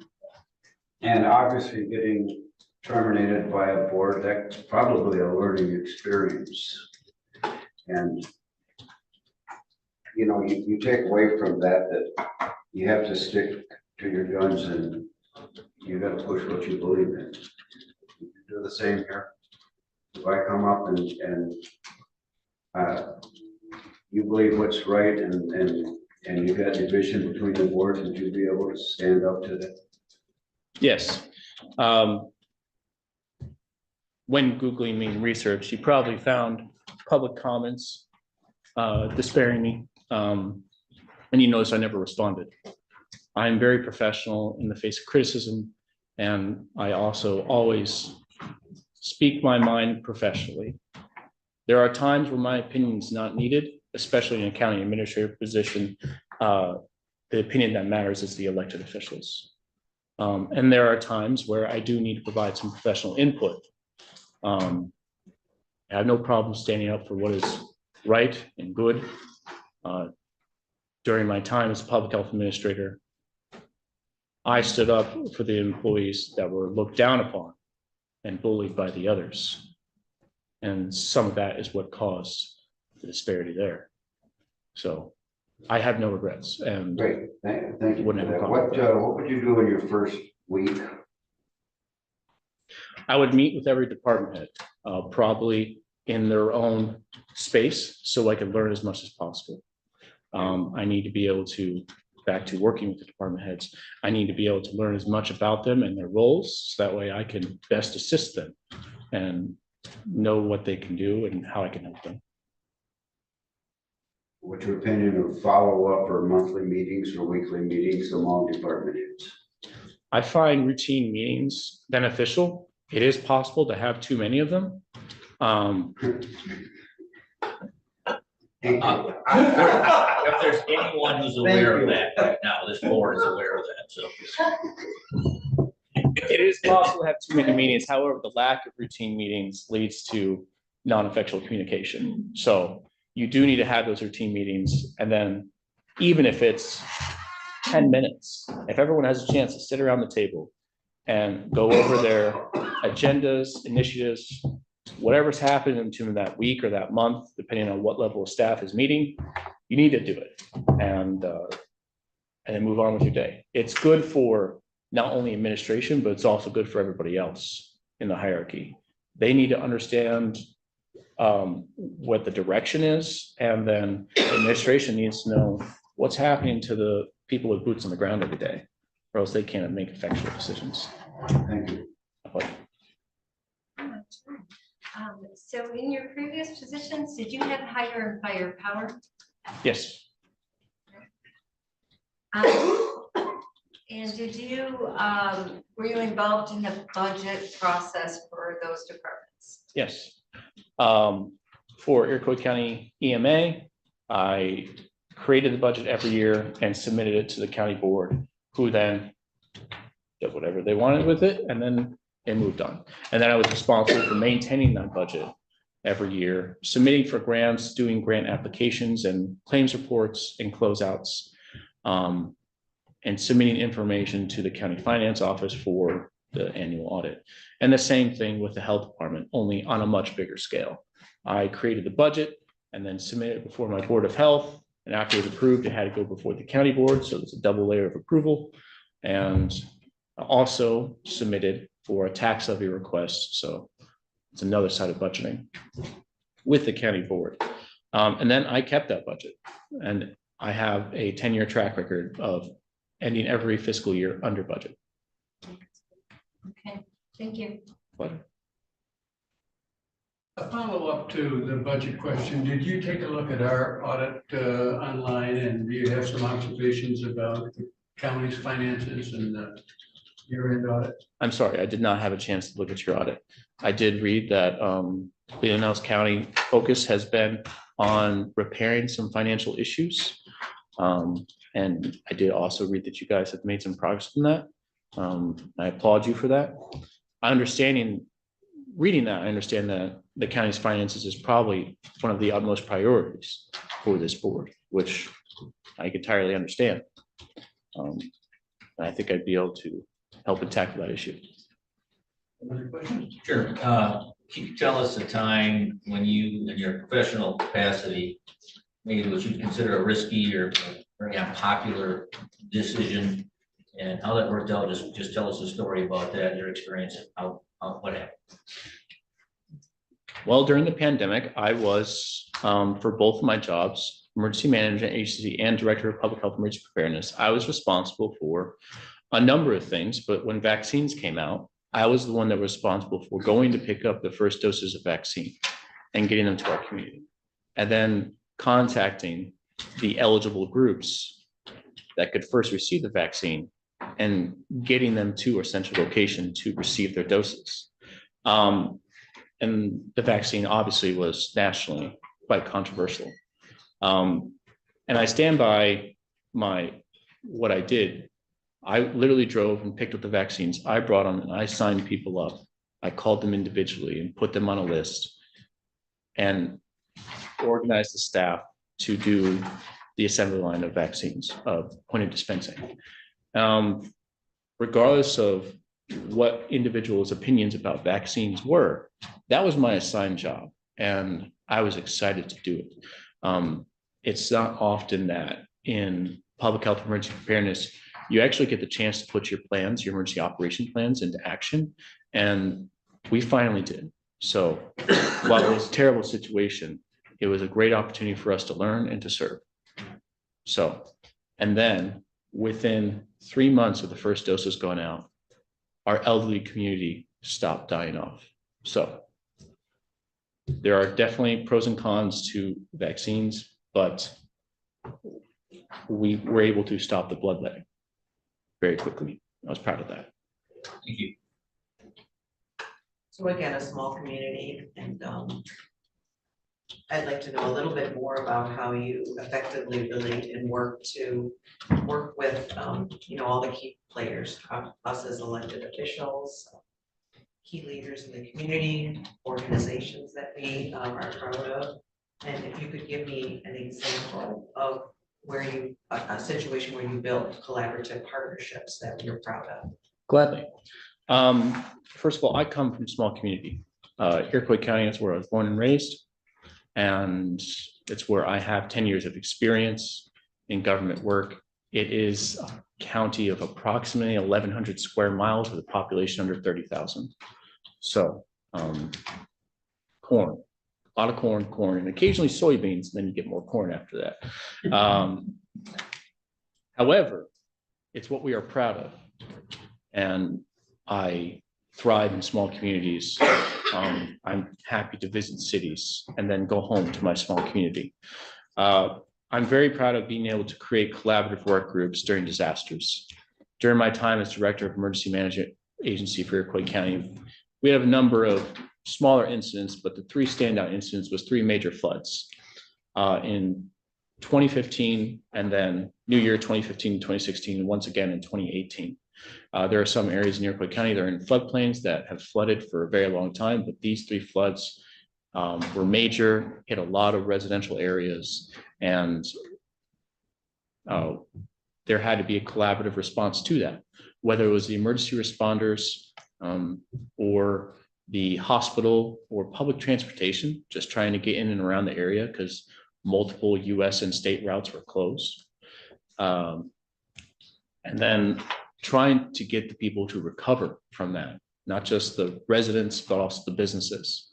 In disasters, if you don't recover your local businesses, then communities never come back. So I pulled as many partners as I could into the Emergency Operations Center for roughly a month straight, even after the floodwaters receded, because that's when the real work begins. Because you have to clean out the homes with people that are often not able to do the cleaning themselves. I was able to recruit and utilize multiple VOADs or volunteer organizations active in disasters to help with that. I was able to effectively communicate with the press media. I had to set up a good relationship with our media so that way they could get information out for us. Very useful tool. And I was able to work with our local hospital who was able to provide some transportation and also provide some services for people. I was able to collaborate with the assessor's office on damage assessment, which was necessary information that we needed to rapidly collect for submission to the state and federal emergency management agencies.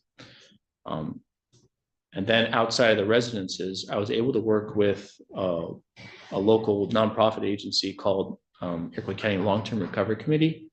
Long-Term Recovery Committee then was able to take the workload that I had been spearheading for a month and the caseload of trying to address residents' needs. Okay, they're back in their home, but how do they recover their lives with no financial means and homes that are greatly damaged? And I worked with them for the coming 6 months on serving the people's needs. So short answer is disaster work is where I have excelled in collaboration. I'm very proud of it.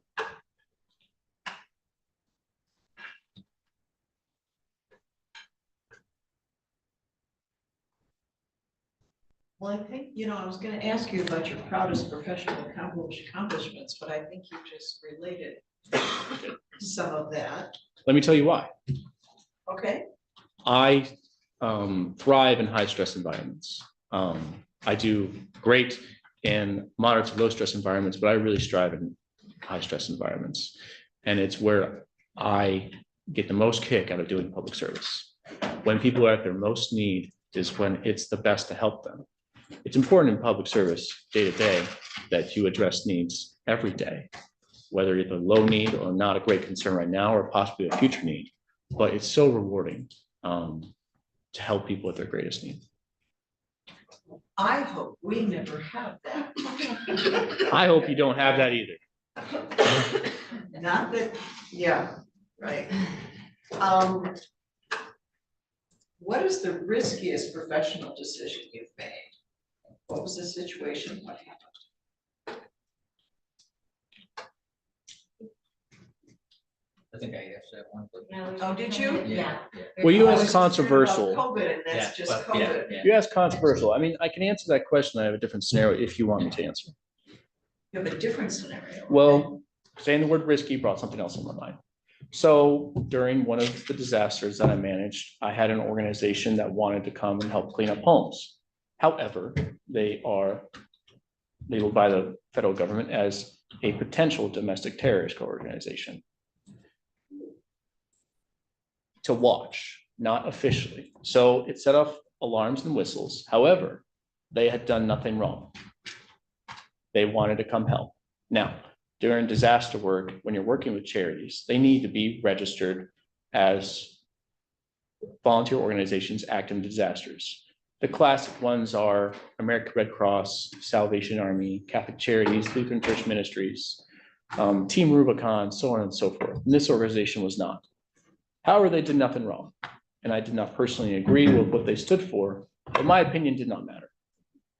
I needed to maintain professionalism, and I worked with them. So that way they could come help if they wanted to.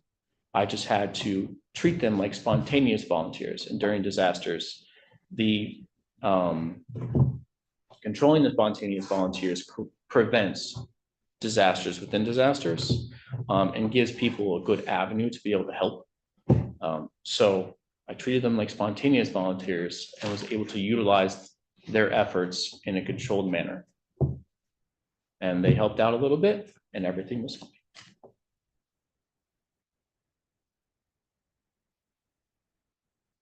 Go ahead. I think I've taken, I think it's your turn. Well, I'll be very short. You come from a place that is not very pro-police, is that right? Not true. What county? I don't come from Cook County. But you work in the area? No. Iroquois County is about 90 miles south of Cook County and couldn't be more different in terms of culture. So are you pro-police then or not? I've had relatives that are police officers. I have friends that are police officers. And I think that anybody that tells you they are against police does not understand what law enforcement does and the aid that they bring to their community every day. So yes, I'm pro-police. They are the everyday heroes in terms of keeping rampant violence at bay. Just there you go. Thank you. Go ahead. So, Eric, how will you effectively keep the public and the media appraised of Leelanau County issues? First and foremost, in terms of transparency is effective reporting to this board. And then as a county administrator, I would have to put together a plan of how this board wants public information disseminated. There are different avenues to do that and different choices that the elected officials need to make in that scenario. Such as, who would you want to be the public information officer? It makes sense to have that person be the county administrator. It also makes sense to have that be a different individual within county government. And that is a board decision. But I've been the public information officer for all my roles. And I have a history of being able to effectively communicate to the media and to the public routinely to get information out there where it needs to be. And can I have not really a follow-up, it's a different subject altogether, but we did touch on this with the previous candidate, so I think we should ask you the same. He spoke about affordable housing in Leelanau County. And I don't know if that's anything that you have given any thought to or would have any comments on at all. Well, in considering this position, I did look up what housing costs in this area, and it's definitely a lot more than where I'm from, which was expected. Affordable housing means something different to every community. So affordable housing in Iroquois County means something entirely different than affordable housing here. Everyone wants cheaper homes until they're trying to sell a home. So I would have to learn more about the daily lives of our residents before I really tackle that issue. Yeah. Thank you. This is a follow-up question to the question I just asked about, did you get a chance to look at the audits? And you said you didn't get a chance to look at the audits, but I assume you did look at some of the financials, tax rate, retirement liability. Do you have any way to describe what you learned about our county financially? I expect the tax rate to be higher, so I applaud you all for that.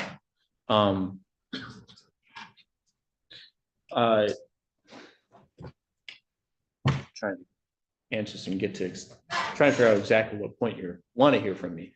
What I learned is that what I was impressed by is the tax rate, as low as it is, and how successful this community is.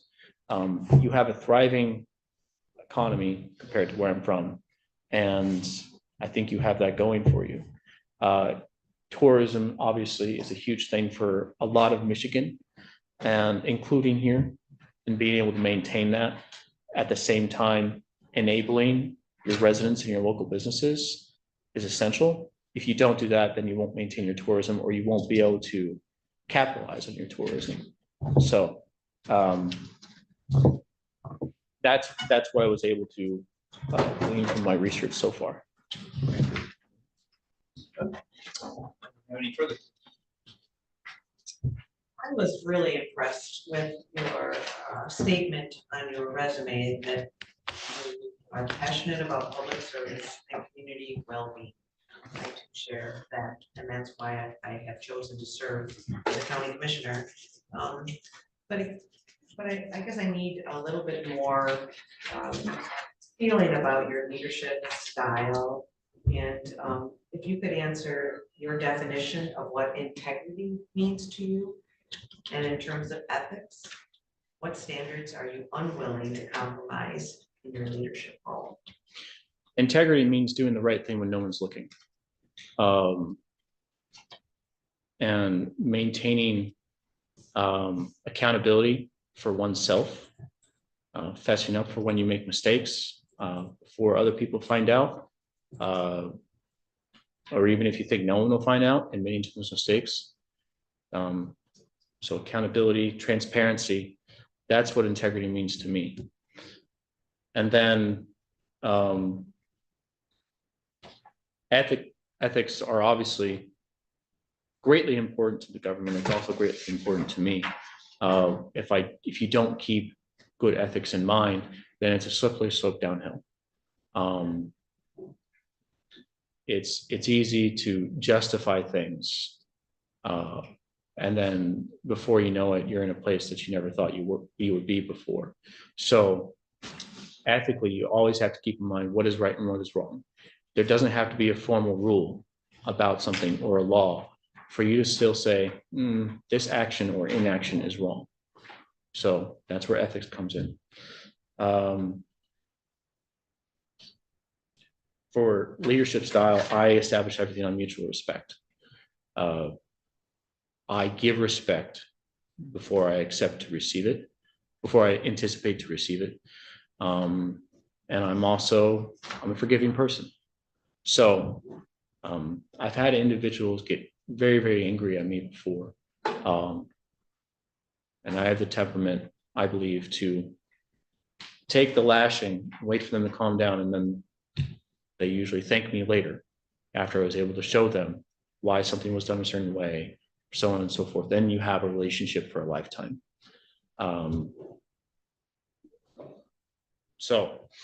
Mutual respect, ethics, and is of utmost importance. You have to make sure that you're always doing the right thing, even if no one's watching.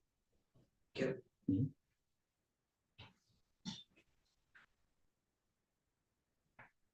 You just answered my next question about how approachable you are. You touched on that in your answer. What would your former staff say about how approachable you are? It differed among the staff. I did have some staff that told me that it was hard for them to approach me. It's some constructive criticism that I've received in the past. But I've had a lot of people tell me that I am very approachable. One of the things that I used to do is walk around to every office in my department in the morning to say good morning to everybody, and see how their days were going. If I saw a department already bustling at 9 in the morning, I could tell that they were going to have a bad day, and I'd maybe get a jump on being able to assist them or facilitate whatever issues they were having during that day. So in terms of my leadership style, I like to be very present, but without micromanaging. I like to show up. I like to be there for them. I like to say hi, good morning, how are we all doing today? Just to show that I'm there for the people that work for me. If you're not there for the people that work for you, then why would they be there for you? Thank you. Your resume indicated that you applied and secured grants. Did you write them? Yes. And can you give us an example of, was it successful or? Well, some of those grants were non-competitive and some of them were competitive. Some grants were through local charities, some grants were through the state agencies, and some grants were the federal government. Let's see. The non-competitive grants were typically for both EMA and public health, were typically on an annual basis. They funded particular programs within those agencies, and you had to meet new deliverables every year. But this grant money was set aside for our county. So you just had to basically say if you would be able to do the work in the next grant year. So those are a lot easier than competitive grants. Competitive grants that I've been able to acquire, I was able to acquire competitive grants with a local with a local trust in Iroquois County to obtain some PPE and supplies for my EMA volunteers. My EMA budget was less than 30,000. I didn't have money for the volunteers that I was recruiting, but they needed some personal protective equipment. And since they're volunteering, they need to be able to show pride with some apparel. So I was able to get competitively, I was able to get some money through a local trust, and I was able to get them jackets, safety vests, hats, and everything. I was excited about that. Another competitive grant that I applied for was with the Federal Emergency Management Agency to hire a contractor to rewrite our county's hazard mitigation plan. I secured that grant shortly before taking on the public health administrator role. Okay. Thank you. I really had nothing further. Any other questions from any commissioners? We want to thank you, and now it's your turn to ask us a question or two if you'd like. I'd love to, and thank you very much for the questions. If you have any more while I'm here, I'd love to answer them. A few questions I have. What are 3 great aspects of Leelanau County to you?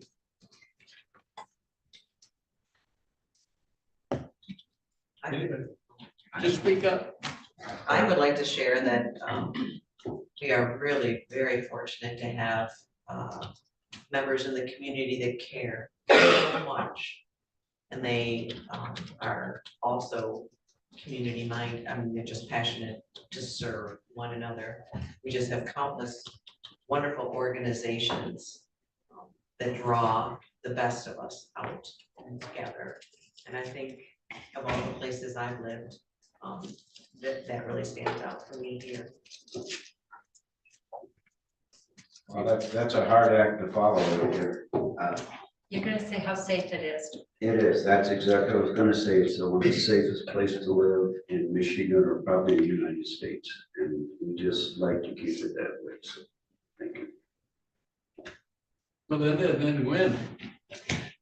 I was gonna say how safe it was, but Jim stole it from us, so I really can't. We're on the same page. Yeah, absolutely. Yeah, it's definitely beautiful. Community is wonderful. And being a peninsula generally, we don't have, we have some things come into the county, but we don't have a lot of pass through things. So that ends up being very beneficial. Have a lot of visitors. Of course, we have good and bad with that, because we love that they come and visit and drop dollars, but create some other issues too, like traffic. Tourism is a double-edged sword. Yes, it is. Gwen, did you No, I haven't done it yet. I love that we have 2 streetlights. And only 2, Pardon? and only 2. And only, yeah, we did only have 1. That was even better. But we're gonna have a roundabout. We have a very solid population of people who've been here for several generations, and they're very interested in keeping this county the same. But they have really strong values, and that's important as a base for a county. And then half of us are people who've always wanted to live here and finally got a chance to. Who tried when we were younger, and because people don't make money up here, couldn't do it. Unless you're a policeman. But you have an incredible cohort, which Commissioner Ross referred to, of people who are willing to give and have incredible skills and knowledge and backgrounds. And our challenge is to work together. People retire, and after a year or two, they realize, okay, this sitting around is not good. How can I help? And they bring a tremendous cohort of skills. Our challenge is to all work towards the same end. But it's a great place. Kama wants to do another one, but I want to do one before Kama, because I don't think it's been mentioned yet. We are so fortunate to have the elected officials and the staff and the department heads that we have. And it's what's made this county work. Great staff, yeah. And again, I'm gonna say something completely different. We are blessed with the natural resources and the environment that supports life well. And as you referred to with climate migration, we're gonna be a really desirable place for generations to come. We also have incredible financial wealth. We are the wealthiest county in the state of Michigan. And we can solve any problem if people decide that they have the same priorities and not political ones. So yeah, we have all the ingredients to make this a beautiful place for everyone to live. Eric, you got another question for us before we say goodbye to you? Yes, if you don't mind. What are 3 challenges for Leelanau County? Taxes. That's easy. Because we've got this problem. We do have a very generous community, but taxes are also a double-edged sword. So we've got agricultural base trying to eke out a living in Leelanau County. But every time, so we have also the fact that we've got growing housing, so we have very unique, Michigan has very unique taxation. And so we have uncapping, and I don't know if you're aware of that yet. So a parcel sells and it becomes uncapped, so it jumps to a much higher millage rate. Yes. So property values begin to increase. Michigan is a highest and best use. So when that happens, then our farmland is taxed at its highest and best use, which happens to be housing. Right. So we're chasing out our. You're chasing out your. Yeah, absolutely. Yeah, it's becoming more and more difficult for farmers to continue to farm in Leelanau County because we have that issue of taxation. So I actually worked with a commissioner a couple of years ago who didn't understand taxation at all. In fact, thought we all paid the same. We all pay the same. So you can have a millage. We have one farmer in general that pays like 30 or 30, nearly $40,000, and that's just one I know of. That was in my district. 40,000 in taxes a year. For how many acres, if I may ask? It's okay. Actually farmed, I think around probably 400 or 500 acres farmed. I'm guessing. I really don't want to say, but problem is there just isn't the money. You know, there's been no market for cherries, which has been one of our top crops up here. So I could go on forever about taxation, but it is very difficult because we don't have, our commodities don't bring in the dollars unless you're real micro. Yeah, I mean, it hinges right with Commissioner Lautner. I mean, it isn't just farmers, it's legacy families. Families have been here for multiple generations, and you know, growth is a good thing. It can't be stopped, but you know, you have a situation where people are able to come in and offer $300,000 over asking for housing, and families and children that have traditionally just been able to live in this beautiful county can't. Right. Because you just simply can't afford it. You can't compete with someone who, you know, retired as an attorney from LA. Don't have the same means, so can't think about it. I mean, it raises the value, but if you look at it from sitting here, having spent your whole life here, it's just sad to watch. I understand. Jim Rourke. Our major problem is traffic right now. We have two major roads going into M72. Two major roads on the east side of Lake Leelanau. Every time there's a house built in Elmwood, Bingham, Leelanau, Sutton's Bay, two more cars come down the road. And it's really, if we have an accident or something, but in the next year, we're gonna have a roundabout put down at M72 and 22. I'm sure traffic's gonna be backed up for miles, and you know, I guess that is our major problem, and we, you know, we're trying to work right now with Grand Traverse to open it up and get some, you know, better flow of traffic. But that is our main problem right now, because we're kind of a bedroom community for Grand Traverse and Munson Hospital and Myers and all the other things. Mm-hmm. Anything else before we let him go? I want to thank you for coming. We all want to thank you for coming. We are going to interview a couple more today and then all day tomorrow. And then Mr. Jennifer will be getting some information back to the candidates. Thank you, Ross. Thank you all very much. Thank you. Wonderful to be here. Thank you for the opportunity. Yes, I drove up yesterday, stayed with a family friend near Kingsley, and drove up this morning. Okay. Enjoy your travels back. Thank you all.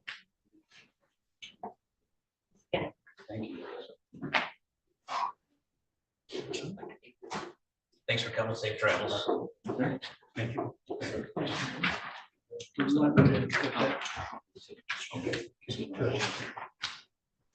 Should we take a 10-minute break? Yes. We'll see if we can start the next one at 11:15. Yes, sir. That's my dad's name. That was your dad? Yeah. Mister, I guess his kids turned out okay, to tell you the truth. you're not still Dougie, right? No, I prefer not Dougie. And Douglas makes me feel I like I'm didn't in put on trouble. it. Oh, that what? Throwing a middle name, then I realized. You're in real trouble, definitely. Douglas Michael.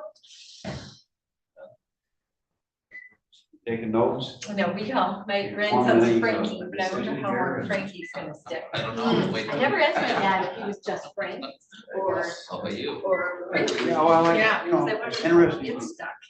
You know, all of it, you add all of it, they come up and they talk about how to present, They said, hey, they're all pretty well it's like qualified. exactly.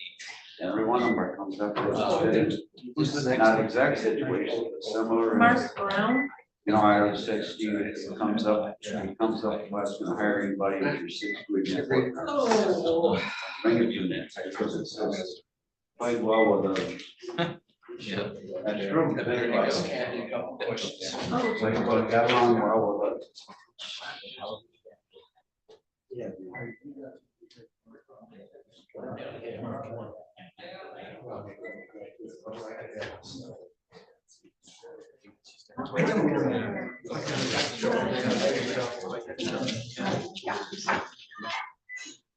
People have said that for years. It's not working. Hey, how are you?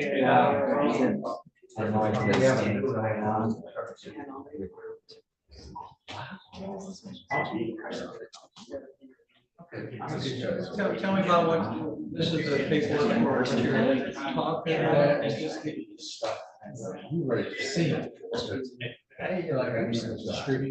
Over the phone. Well, I've got a budget already. Yeah, I got that. Oh, I don't think that's society. Did you mention a class or something? That was a class we put on. Yeah, I got it. Ready to go, just. Did you get any part? Questions answered? No, no.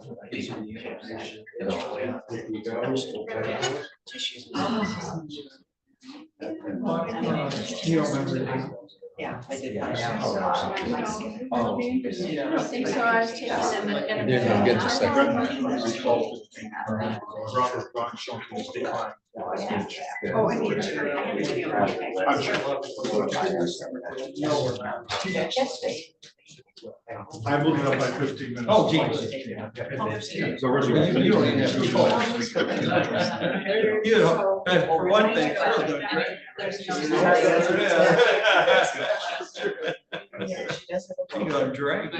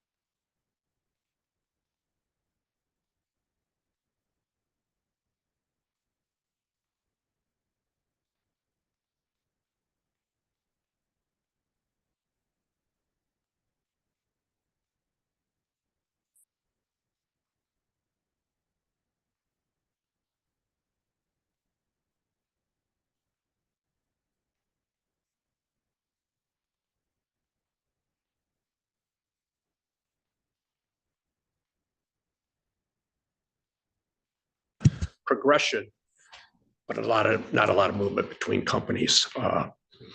Worked my way up the financial side of the business, but by the time I got to like the early 2000s or so, my resume, I know it's very heavy on finance and it's very heavy on numbers. It's almost depressing to some point when you start looking at, what I've been involved with. But along the way there, I've moved up where I've worked for the same woman for 23 years.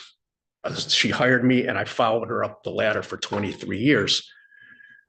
Having said that, the reason that's important is she gave me a lot of autonomy. She worked her way up to where she was the president of Gannett, Michigan, and the publisher of the Free Press. So every time she got promoted, she took me along with her. And the reason that becomes important is when you work for somebody that long and she gets up to that level, even though I was like the number 2 at the end, I had a tremendous amount of autonomy. And to a large extent, I was, 1A rather than 2 anyway. So in Detroit, basically the departments reported pretty much to me. I was the CFO there, but dotted line people would report to me. So I had a lot of experience leading disparate departments, people reporting to me under foxhole conditions, which the newspaper, which you saw from my resume. We talk about people need to collaborate and they need to team build and so on. If you look at my background, I've led people through some very adverse circumstances, having to do some things that are, people don't want to do. But when you got to keep the plate spinning, you do what you have to do. And I learned a lot of negotiating skills, collaboration. What you see that I did on my resume wasn't done in a vacuum. We did it as a team. I had a great executive team with me. And I would set the guidelines. This is what we need to do. And we worked together and we did it. And you have to do that in order to get buy-in when you implement these changes at a company. So I worked my way up through finance, up to the point of CFO. I took an early retirement. At some point, I got tired of laying people off. There's a 2-year gap on my resume. I don't know if you noticed it or not. I'll bring it to your attention. I was able to take an early buyout. I worked for a year, full pay. My goal was to do something altruistic. I was tired of laying people off and cutting costs. So it's like, well, I'm going to work for a nonprofit. I was on the board of a nonprofit at the time, Crossroads of Michigan. Those gigs are hard to get. So after a while, I ended up going back to the newspaper industry, which I'm still employed today as the CFO of the Michigan Ohio Group. I work from home. I don't care for it. I'd rather be in an office, but even before I moved up here, we had gotten rid of our offices. So I was working from home from Plymouth. And it's like, well, if I can work from home, I'm going to work from Lake Leelanau as opposed to suburban Detroit. So that kind of is a progression of my career anyway. So let me go further then. I don't know if I answered the second point of your question. So how would that make me fit for this position? Okay.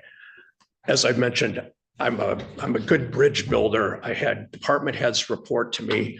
Before you can undo what we did and what was necessary, you have to learn what it is. You got to walk in their shoes. You got to learn their different departments, their divisions, and whatever we accomplish as a team.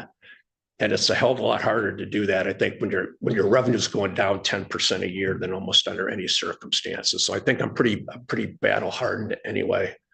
But I did it by not issuing edicts, by, hey, let's work together and do what we got to do. So. Before we have commissioners ask questions, a question I was supposed to ask you is, what is the most important responsibility of the county administrator, and what are the priorities and issues facing Michigan counties in general and Leelanau County specifically related to federal government and county services? no, but let me take a stab at that anyway. This position, it seems to me, has to be a person that can, for one, I need to come before you people with recommendations of, how I think things are working, where we can make changes. What I've just alluded to before that lends itself to that. In terms of the rules and the regulations, I'm not going to sit here and try to tell you I know that. I don't. But what the administrator position I think should do is be a team builder here, get everybody working together. Let's get past this little rocky patch maybe that we've had here, introduce some stability into the organization. Also, what's different here than in the private sector where I am now, I report to a hedge fund or I report to shareholders. Here you report to the people. I report to you folks first, and then ultimately all 8 of us report to the people out there. And I think it's getting their trust. They don't have a chance to go somewhere else or buy another product. Like when you're in the private, they're stuck with us. They can vote, some of us, in or out every 4 years, but we have to deliver services to these people. And I think would be my primary goal, is to make sure at all the touch points that we have with the residents out here, we're doing the best by them that we can. Well, I think we're going to start with Commissioner Lautner now, and she has a question, then we're going to go right down the road, and each of us are going to ask you a question or two.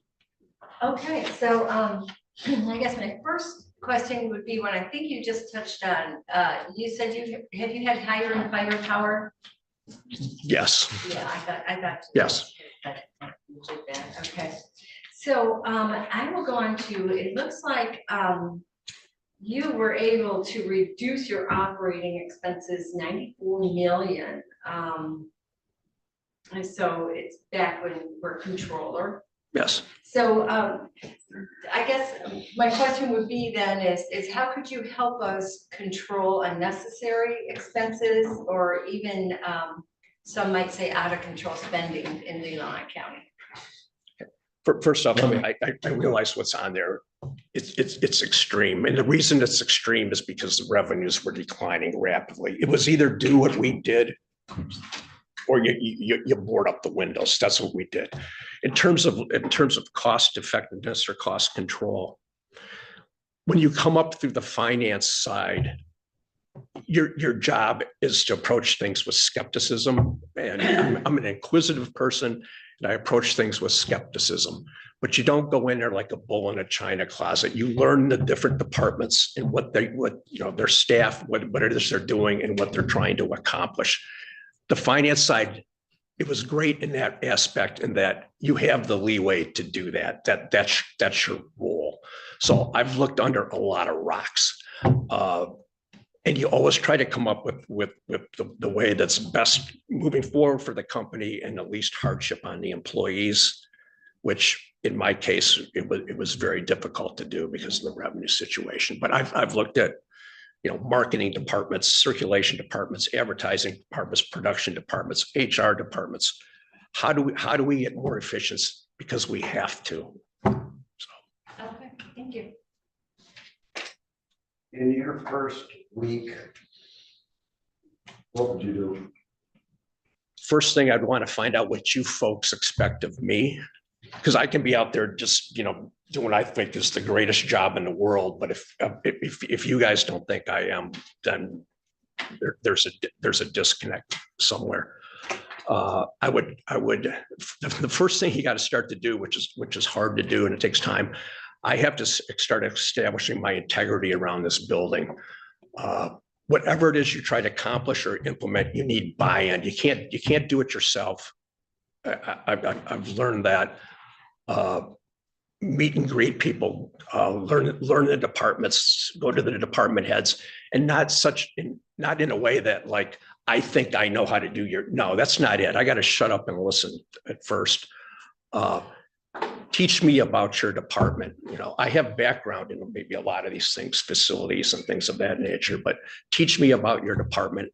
Then I can sit down one-on-one, look people in the eye and start learning about them. The other thing I would want to do is a deep dive into it's what I do, a deep dive into the books. The numbers tell a story. where are we spending our money? Where do we have variances from plan? Why is it up here over the previous year? Why is it down here over the previous year? That would also be one of the first things. I think developing the connections, trying to get people to learn that I'm a pretty good guy and I'm not a threat to anybody. I'm here to work with them and make sure I know what you folks want out of me. Well, I'm thoroughly impressed with your qualifications, and I have a big problem with stipends. One department going to another department, paying someone for additional work and additional work that is needed, okay? You think as a CPA, you could handle that issue? Yeah, I mean, that falls within that's a smaller issue compared to but I can see where it's not only a financial issue, it's a question of fairness.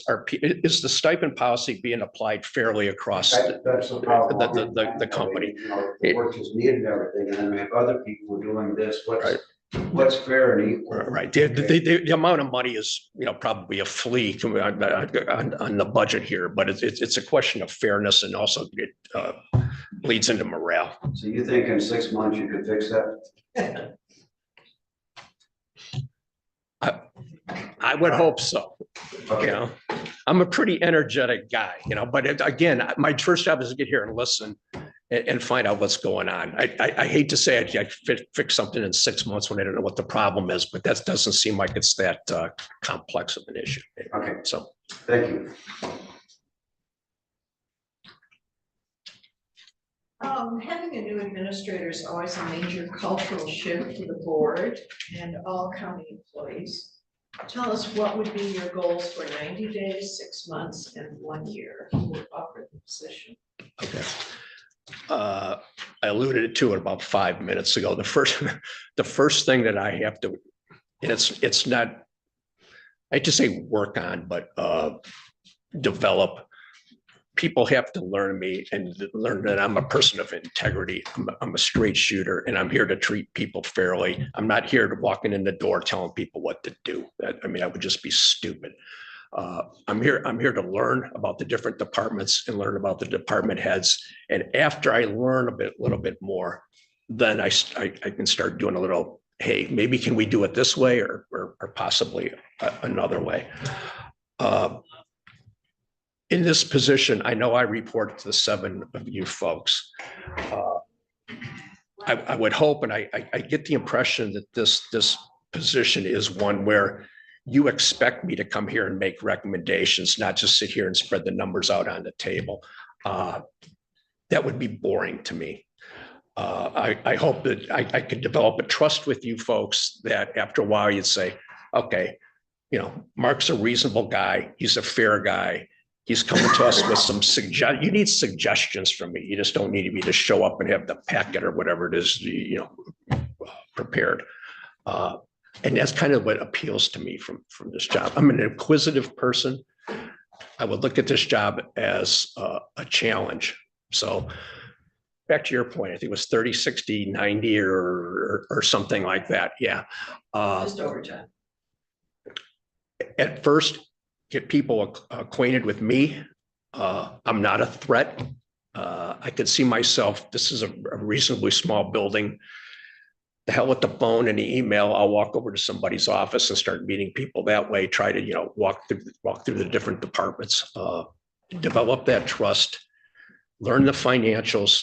And then after I'm here a little while, I know the stipend thing's an issue, but after I'm here a while, then start making, working with people and making suggestions. And hopefully by the time we get to the 6 month point, since I don't know how much contact I have with the board, is it once a month or is that what it is? We have a lot of meetings. A lot of meetings. Okay, that's fine. I'm 5 minutes away. After that, and I've established myself, then hopefully you guys will start, when I start making suggestions, you'll think at that point, it's like, yeah, these come with more of a 90% believability as opposed to 25 when the guy just walked in the door. So start with the staff, develop a rapport, let people know who I am. And then after you guys learn who I am, then start be able to make more meaty suggestions anyway. Yeah, let's follow up with that a little bit. So I like what you're saying. But can you give us an example where you built collaborative relationships and had a success that you're really proud of? Yes, some of this might start to get redundant. But when I did what I had to do as the number 2 or number 1A, all of those accomplishments of what we did to make that business survive, it was not top-down edict. We sat in a room as a group and we hashed things out and say, we have to hit a number. Now, how much is going to come from each department? The departments intertwined. I thought I was very good at having our executive committee come together as people that we bonded and we could have a trust. So when we had to do what we had to do, there was trust in the room. There was trust in me that what we were doing was necessary and we could implement it, not just say we're going to cut $94 million and lay off.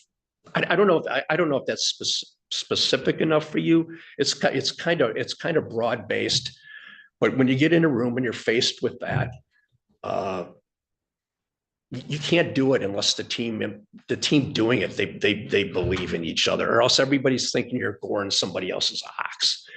And I was pretty proud of the way that we worked together and did that. And we had no executives leave over probably that 5 or 6 year time frame when we were doing that. Everybody stayed in the foxhole and everybody worked to the end. I was the first one to leave, but I was like the oldest. So anyway. I hope that was sufficient. I wish I could get more specific than that, but I think that was important about the team building aspect. I'm looking for, your resume is so heavy that the finance. It is. And even though that's how we communicate our priorities is through our budgeting process, that those skills of working with people well is what. Right. And that's what I've tried to, it's very heavy. I said that when I sat down. It's probably a put off to people who aren't in a financial role. So you need to take a step back and think, well, how did the guy do that? Well, it was working with a lot of people under very adverse circumstances. So it's harder to get everybody rowing in the same direction when you're talking about doing what it is we had to do. So thank you for being here.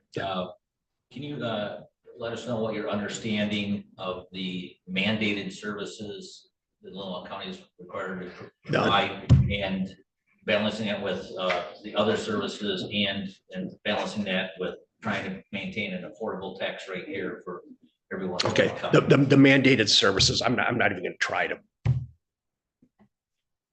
dance around that. I don't know. I think I alluded to it earlier. We have a responsibility to the residents here. They entrust us to do the right thing, to make the best use of their money. I mentioned what are our touch points with the residents out here.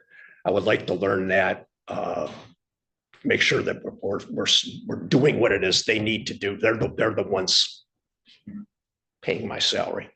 Are we giving them the services that they need? Also with an eye towards, just because you can raise property taxes with the amount of the inflation in the state of Michigan, that doesn't mean necessarily that you should. So make best use of their money. That's what's most important to people, probably, other than snow plowing. That's probably the next. As I thought about coming here to this interview, I was like, what's going to punch people in the nose the fastest thing? And it's kind of like, soon to be more snow than it has been so far this year. Yeah. So thank you. Yeah. The new administrator coming in is going to have to help us with the tension we currently have on the board and the tension we're going to have on the future board, I think about, we all agree on certain things. Sure. But we've heard several times from new commissioners that are in the audience that tax rates are too high and we're spending too much and we're spending too much on issues that aren't mandated services, kind of what Doug was referencing. How do you come in as an administrator? And you're a taxpayer and Leelanau County, so you know what the taxes are. How do you come in as administrator and help us work as a team to set our priorities and be able to work together on planning our budget and planning our spending and planning for services that we want to provide, or at least some of us want to provide, but we aren't mandated to provide. Okay. You folks have just all run for office. You probably have. I'm thinking in terms of well, what do I care about? Well, you know, snow plowing or whatever. But I'm a 65-year-old guy with no children. You know, we have to know what it is beyond what people who look like me want. You know, what is it that everybody else in this county wants? You know, we came up with, you know, the childhood millage thing. You know, is that important to people? So we're sitting here, whether it's 4-3-3-4, whatever it is, going forward or whatever. What is it what's important to the people here? And I don't know how much, you know, surveys we have, and I'm not suggesting we take a survey. There's too many surveys often done, but you people are out there. It's like, well, what is it that the people in your district want? And then I think we got to bring it all together and say, okay, we have X amount of money. What makes the most sense? You know, how do we find a win-win situation and a common ground? But it's not about the 7 commissioners winning. I don't think. It's like, what is it that the people want? And maybe the people want something that one party or the other party doesn't want, but ultimately we're responsible to them. And another thing is, it kind of ties into this. If we can find money somewhere where we think it's not being put to good use, and I'm not talking about slamming any particular program. I'm just talking about inefficiencies. If there's something out here that we can do better, then maybe that funds some of these things that some of the commissioners want to do. So I understand it sounds like all I know is what I read in the paper, you know, and it sounds like it's a tightrope, but you know, eventually we'll all get along and we'll do what's best for the people that are here. Well, it's not always in the headlines, but we have worked pretty well together. Yeah. Melinda, your turn. So this one speaks about the media. So you may have an opinion on media. So how will you effectively keep the public and media appraised of Leelanau County issues? That's interesting. So I get the Leelanau Enterprise every week. It's a great paper. It's local, hyper local. It's like, I love it as opposed to the products that my company puts out.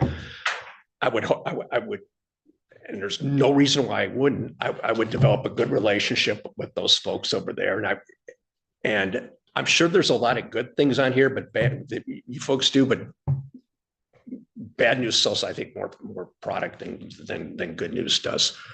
I don't know to what extent I could get. Like there was an article there a few weeks ago that kind of bothered me. On the front page, I'll opine here. I think the split off of the finance and HR department was something that needed to be done. Maybe it wasn't handled the best or whatever. I moved here 2 years ago. I came in on the tail end of this stuff, but this county's growing. And that was something that needed to be done. So maybe it wasn't handled the best or whatever, but I saw the headline, it cost, well, there's probably somebody here from the, you know, it cost $400,000 to implement this. But then I started picking it apart as a finance guy. And it's like, well, that person would have got paid where they were sitting over here. So is that double counted? Same with this 2 or 3 other people. And it's kind of like, I thought the story could have been told better. But again, that comes from me being a skeptical person. And if something like that happens and I don't agree with it, you know what, I'm going to raise my hand and I'll write a letter to the editor if that's appropriate and say, look, I thought this was not, and I'm not trying to do that to be belligerent or anything. I just think that's like myself, that's how people know about what's going on here is through that. And I'm thankful that, and what's the other one? The website, ticker. Okay. I love that we have a way of communicating that because it puts things in people's face and they don't have to click through the website to think, see what you folks are doing. But let's have a good working relationship with those folks. And it's like, yeah, what you printed there was fair. If it makes us look stupid and it was fair, so be it. But if it kind of comes across another way, then let's sit down and maybe we can put something in next week. I don't know who's on whose side here. I have no idea. I know none of you people. I put that in my letter. It's like, I don't know anybody. I'm coming in here clean. I don't know anybody. I have no So much allegiance. for reading. I found out the other day I had 2 oil wells I didn't know I had. So that was great. So anyway. Great read. You will be dealing with several unions. What involvement have you had in labor negotiations with unions and retirement and things like that? When I was in Detroit, quite a bit there for a while. When it comes to the union, I would want to be the guy because I do that. I would want to be the guy that puts the pencil to it. This is what it's going to cost. Analyze what comes back from them. First thing you were asking me earlier, not week 1 or 2 maybe, but I'd like to see the CBAs I think we have 6 unions here. I'd want to see the CBAs, so those acquaint myself with them. And then as I learn what goes on to the departments, how does that match up with what's beyond the terms and the conditions? It's the work rules and the staffing levels and things of that nature. We had 13 unions in Detroit when I worked down there. The terms and conditions are the most important to the members. But sometimes, you need to tweak things and maybe some of the other amendments or things that are in there. We're looking for a win-win when you get into union negotiations, right? I never sat at the table, but I was right outside the door, but I have no problem with, I think I always wanted to get into the room, but we had attorneys that did that from Washington. But I analyzed the proposals, the counter proposals. Well, if you want to get efficient here, this work rule here maybe needs to tweak a little. But you know what? You tweak that, you might have to give something up somewhere else. It's not about somebody winning here. It's trying to move forward as efficiently as we can and be fair. Okay, so a very difficult question. You're going to be dealing with binding arbitration for police officers in corrections now. Are you pro-police? Am I pro-police? Yes. Yes, I am. I will say that. Okay. I mean, law enforcement here. I mean, what do people want? They want to be safe. They do. First and foremost, people want to be safe. Second thing they want probably is their roads plowed. All right. So. Okay. It's got to be within reason. That's what I am. Okay. Okay. Okay. I have to say that you went to a great school that I happened to go to. You already. No, I thought he said he went to U of M. Yeah, I went to U of M. He did. I'm kidding. Michigan State's my second favorite. My oldest son went to Michigan State, so that's right. No, I worked at Plymouth, so you've been in some good places. All right. Have you researched the county's past audits? That's probably a play. I looked for maybe I'm not as adept at search as I thought. I didn't, I thought it was, I thought I read though it was unqualified. Didn't you have an unqualified audit the last time? We had a couple of findings. What is But your we're- impression of the county's The, financial the, condition? financially, this place it's in great shape. I mean, that's no reason to rest on our laurels here. There's always going to be a downturn somewhere, right? You know, it's great right now. I mean, everything's fine, you know.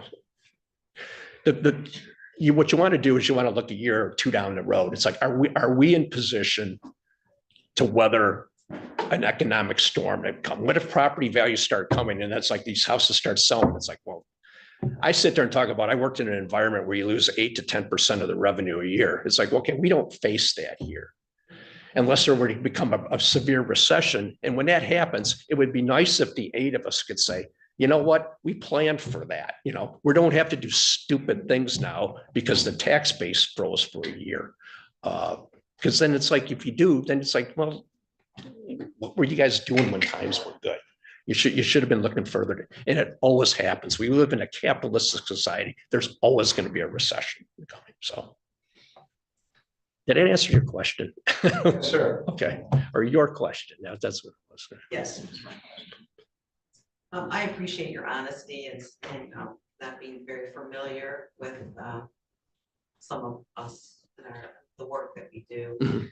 But something that you said, answering another question, has me a little concerned. So if you could tell us a little bit more about your understanding of the role of a county administrator relative to us, relative to the staff, elected official, other elected officials and department heads. Okay. And then the public, I guess. I'd like to. Okay. Let me see. I think he had 4 touch points there. Okay. As it relates to you folks, you need to let me know what it is I've alluded to that, I think twice. I'll start with this one first. What it is you're looking for to me. I can think I'm doing great guns out there with the rest of the staff or whatever, but if I'm not giving you folks what you need, that I'm failing somewhere. We have 150 employees, I believe, in the county here. Can they have faith and trust in me? Look at me as a stable figure, someone they can work with so they can perform at their best. You know, hey, this is a good guy. Our bosses, one thing I like in terms of employee morale, when I worked, when I had much more departments, heads reporting to me within finance, I would hope the managers take on some of the characteristics that I have in how they deal with people. And if I got a manager that didn't, I would kind of nudge them and let them know. People do their best work. This has come to your second point about the staff and all this here. People do their best work when they're happy coming to work, although some people will never be happy. But if they can come to work and feel comfortable with the staff and the management or whatever, they're going to perform best and they're going to be efficient. The second thing was, or the third was, as it relates to the state of Michigan or county regulations. Was that your third? What was your third one? Just your role as the administrator and how you work with us and those other entities. Okay. Well, the residents, I believe I mentioned this too. I want to, and I don't totally know at this point, other than being a resident here, what are the touch points with this county, with the residents that we have? Where do we have a chance to impress them that we know what they're doing? Where do we have a chance to say, what the hell are these guys doing? So each department, I think early on, it's like, where do you come in contact with the residents? Where do you come in contact with the community? Let me noodle that around a little. And are we doing all we can when we have a touch point with them? Are we doing the best we can, but the best we can by the residents? Beyond that goes beyond the tax rate or whatever. That talks about the services we're providing upon which we're judged. Some people like me maybe never have a service other than the roads plow, but other people do. And it's like, are we satisfying them and what they expect out of the county. There might have been one other thing in there. I'm sure, I don't know if I missed it or not. Okay. So previously, I tried to stay consistent questions I've asked about the riskiest or hardest decisions you made, but I think you've kind of covered that in your discussions and kind of having a downsize where you're at. So unless you'd have something else to add in that, I would maybe ask a different question. Is there anything that you would add to that story? Other than you've already told us about having to go through the act of bringing this paper. I'm sure those are both risky and unpopular decisions. So Very much so. So the people have to have trust in you. It's like, you know, it wasn't done haphazard or half-assed. You know, these people, you know. So I'll This is follow why up we with did. another question, because I think, like I said, you've covered that well already. Yeah. So can you tell us, in preparation for this interview, what documentation / information you reviewed about Leelanau County, and was there anything in that review of information that surprised you? No, I mean, I went through the job descriptions and such, you know, my obvious weak point is I've never worked in county government before, you know, I'm a quick learner, I'm inquisitive, you know, I'm hoping that there's you know, is there, you know, some course or something of the state of Michigan, which the absolute basics, which I would want to dive into. When I went through the rest of the job description or the responsibilities, or it's like, okay, I don't have a couple of the qualifications that you mentioned about, you know, 5 years running a county or whatever. I can't even sit here and make this up. But as I went through the rest of it, I was pretty confident I could do what it is I needed to do. Yes. So, thank you. Yeah. I would answer this, and it was part of Cameron's question, I think. Maybe the most challenging part of the county administrator's job is that you have a lot of responsibility, but not very much authority, because the sheriff does not report to you. The prosecutor doesn't report to you, the clerk doesn't report to you, the register of deeds doesn't report to you, and the judge doesn't report to you, and the treasurer doesn't report to you. And yet you are responsible for building a team with all those players. Sure. So you can't do it from a base of authority, you have to do it from building a team.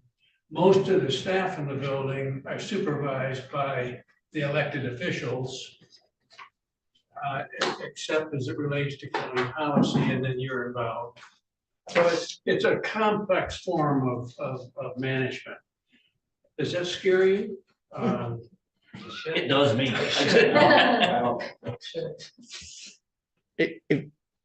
It doesn't scare me, but I'd have to get in. I play well with others, all right? And I'm a smart enough guy to know when someone's trying to pull something over my eyes or not.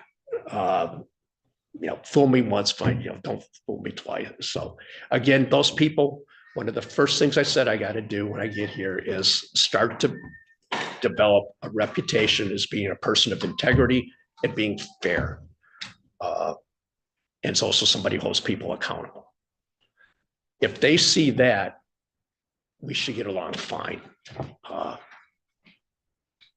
It doesn't, I understand what you're saying. It's like, would it be frustrating because you know, baby steps, you know, we'll develop a working relationship and we hopefully will get where. That may be totally naive on my part because you know the players. And Building a team, right? Yes. So. Back down here, Melinda, another question? Do you want to expand upon creating, you developed your own budget for your. Yes, yeah, that's my bailiwick, yes, yeah. Yeah. It's, you know, when you develop a budget, and when I get into it, and I think I mentioned this, like we should be looking down at you. You're not only doing this year's, when you're looking at something, it's kind of like, well, what's going to overlap, and you're looking forward down to even to the next year or the year after that. It's never about a single, like you're projecting revenues, you know, 2 years down the road, 3 years down the road. My motto is kind of, it's hard in the industry I'm in, but it's kind of like, I prefer no sudden moves. All right.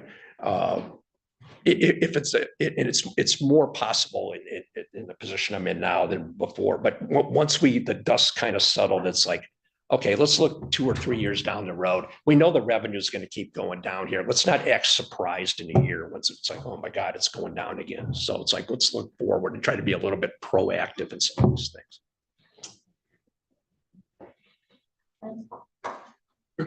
Pass. I don't know if that's good or bad. So once he knows you like. Oh, okay. Yeah, you're good. Thank you. You know what, how would you relate on a daily basis? How would you get to know people here? I mean, how about your interactions with the staff? Okay, this is how I talk about what I've done before. It's so buzzword, but it's true. Open door policy. I used to prefer, like when I was controller, it's like, okay, there'd be 3 levels up. This is back when you had cube farms before you outsourced all the finance or centralized it in Phoenix or whatever. You know, there's 25 people in cubes outside my door. I love it. Yeah, so it's like, I would tell the manager, it's like, you know, if Karen has something, they can come in and see me. It doesn't have to filter through 2 people. That she can come in and talk to me about it. And the staff appreciated that because they felt, oh, you know, I get to go talk to the guy who has actually a door on his office or whatever. The other thing I mentioned too is I would, you know, well, you can email or call somebody. It's like I was big on, well, I'm going to walk up to the newsroom and talk to somebody. I'm going to walk over to production and just talk. And when you do that, you're walking past other people. They see you, they get more comfy. You're not ensconced in your office with the door shut. That's not me. Try to get out. And as I mentioned before at the beginning, I got to listen to people. So I would invite them after a while. Eventually we have to come to an agreement how best officially people are going to have to run their department. But that's not for me to say when I get here. So it's like, you know, Karen, come educate me on what your department's about. I'm not, you know, adversarial. It's like, teach me so then we can better, you know, I can help you walk through your problems better once I learn your department and learn what your staff's about. I would make very open to other people. So. Thank you. This team has decided that we try to ask the same questions of each of the candidates. So sure, you've used that's fair. Yeah, you've used the word integrity quite a bit, and I think I'm happy to hear that. But my specific question is, please provide us with your definition of integrity, and in terms of ethics, what standards are you unwilling to compromise in your leadership role as administrator? To me, that's like a very simple thing. You either have kind of integrity or not. You know, do you do the right thing when nobody's looking? Do you treat people fairly? It doesn't cost anything.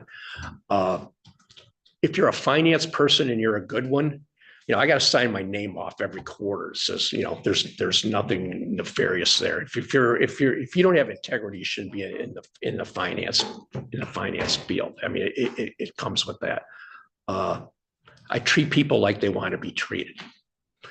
I don't do dishonest things. You know, there's a times when you're in finance, you uncover a mistake.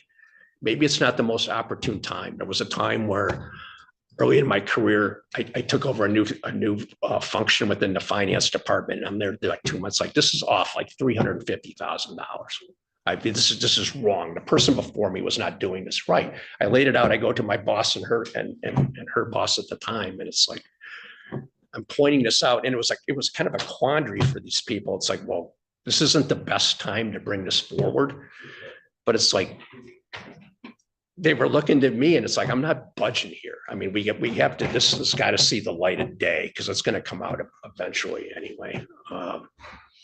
That's within the rest of it's just how you lead your life. I don't do things when people, I live my life so no one can question my integrity. I'm going to do that. I raised 2 boys. It's kind of like you lead by example. So.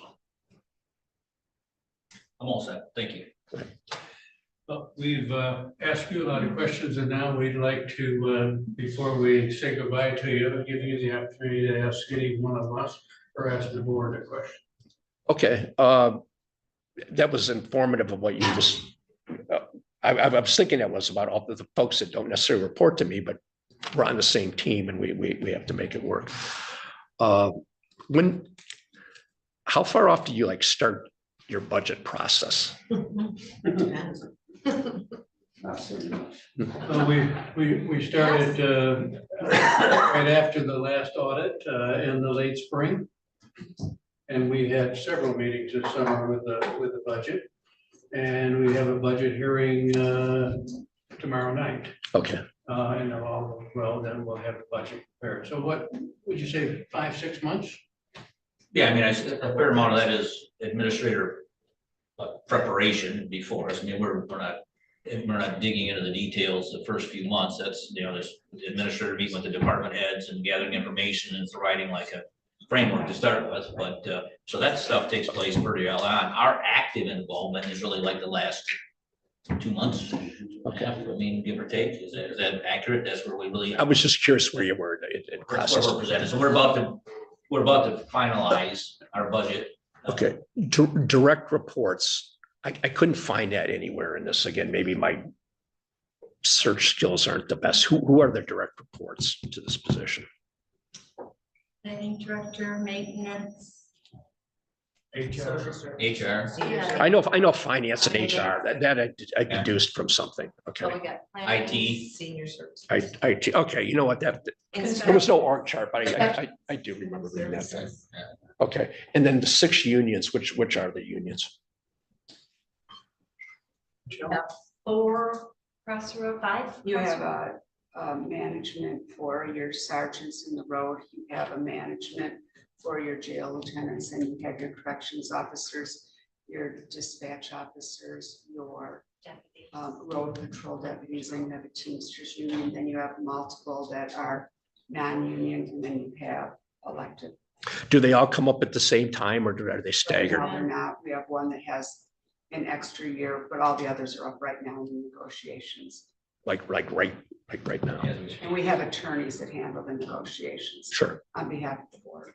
Okay, and that's kind of what I alluded to before. I was always the guy like right outside the door. I was just, how much does this cost, and how many? I go back and forth like that, or we have to change a manning agreement or something of that nature. So, okay. No other questions?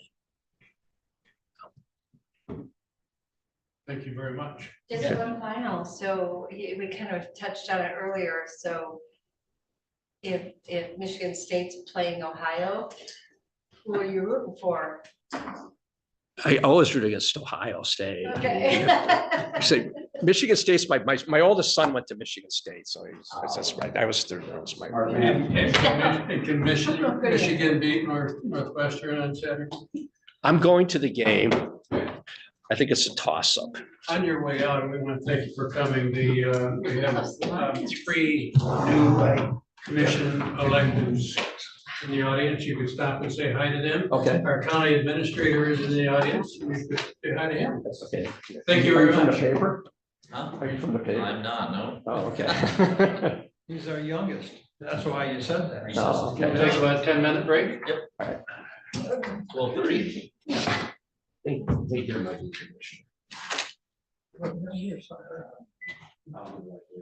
Oh, yes, I'm Alan. Yeah, similar with newspaper background. Was that Wilma? You're the intern. I recognize that. Yeah. Cost courage where it was. I take down the house, I take it Oh, down that's west. I remember, yeah. We In fact, you're Patty? Thank you very much. Thank you.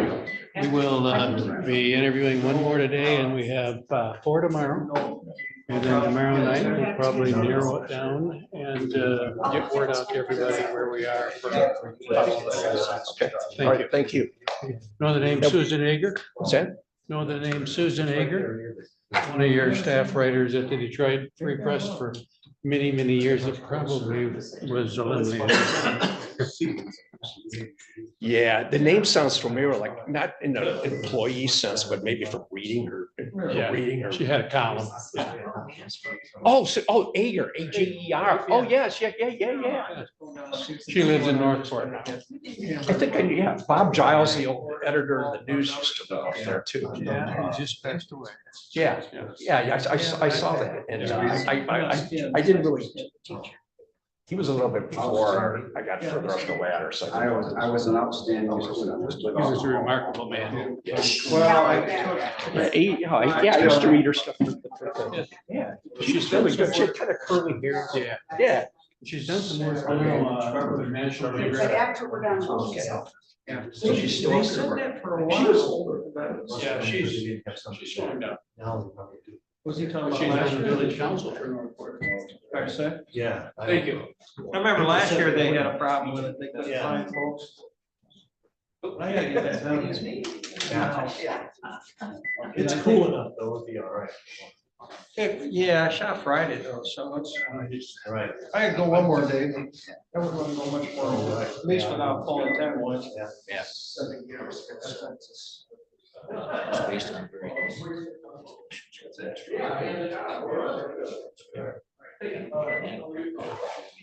Put you in front of us and bind it.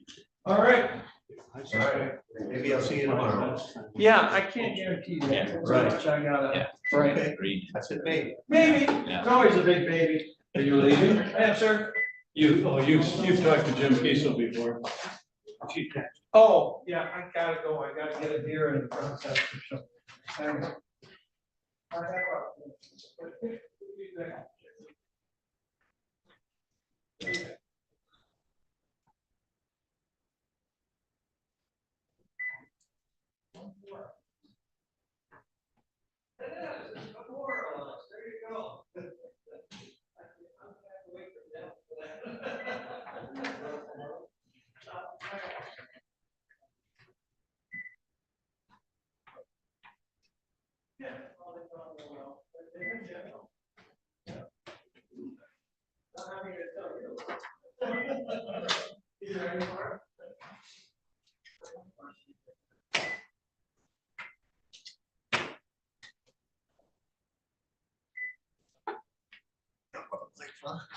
Yeah.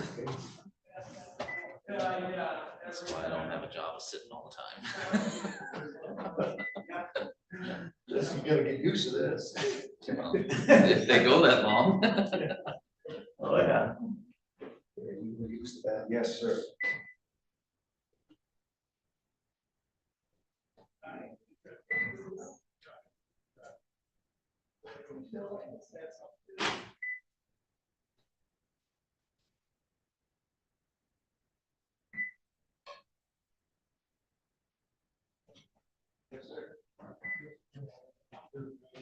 Oh,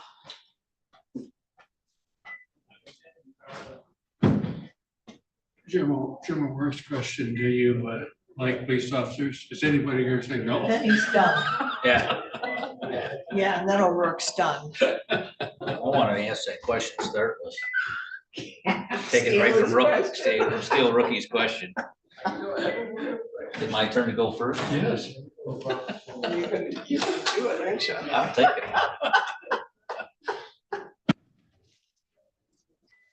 Yes, you'd like to free up one of the other commissioners to expand his question.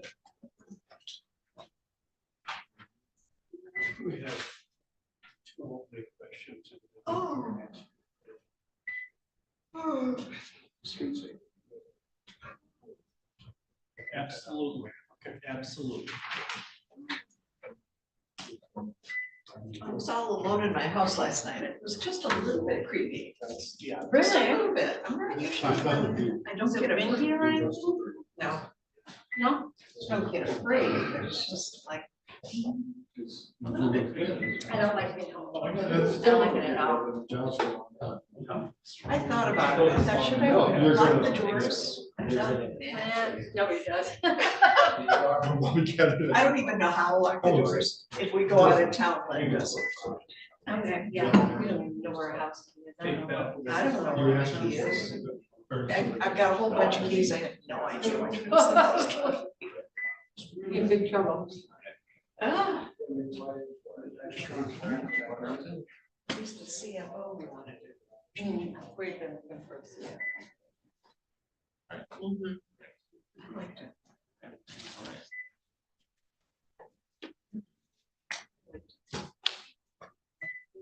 Pardon?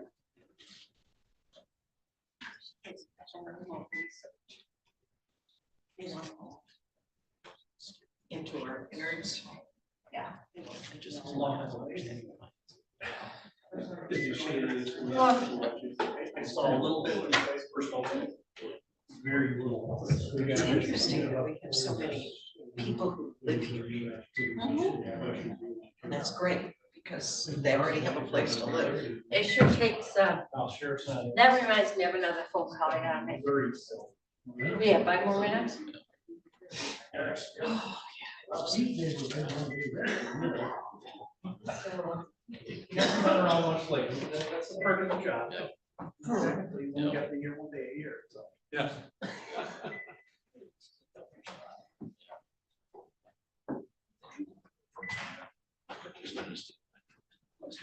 Yeah, yeah. So.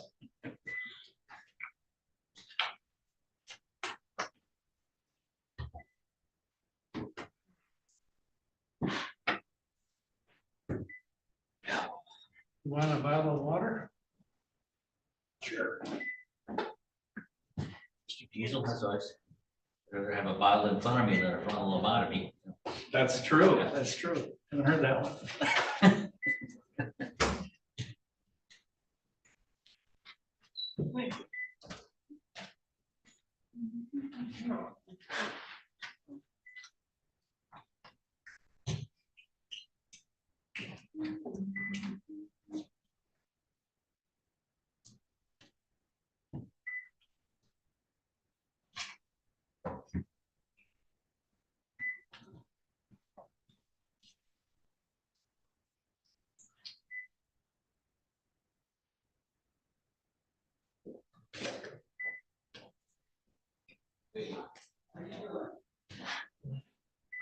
My boat into winter storage too soon. Yeah. Might stay out there. Looks like we got some cooler weather coming. Had to happen sooner or later. Jim. Now you're in trouble. I know. I'm always reluctant to. No. No, my wife always makes, she says you always hold up for that. Yeah. Oh, sometimes it happens. I've made that mistake too many times. Good. That's true. True. Oh, caught me off guard, but Yeah. I still And I haven't. made that mistake more. And one or two times that I left it, and then you forgot that wonderful October. Yeah. You know, but that memory of that wonderful October is hard to let go. I mean, I have a plastic beaver and an name tag now in my office that are beavers. But it is a legitimate question. I've actually heard it before, so, yeah.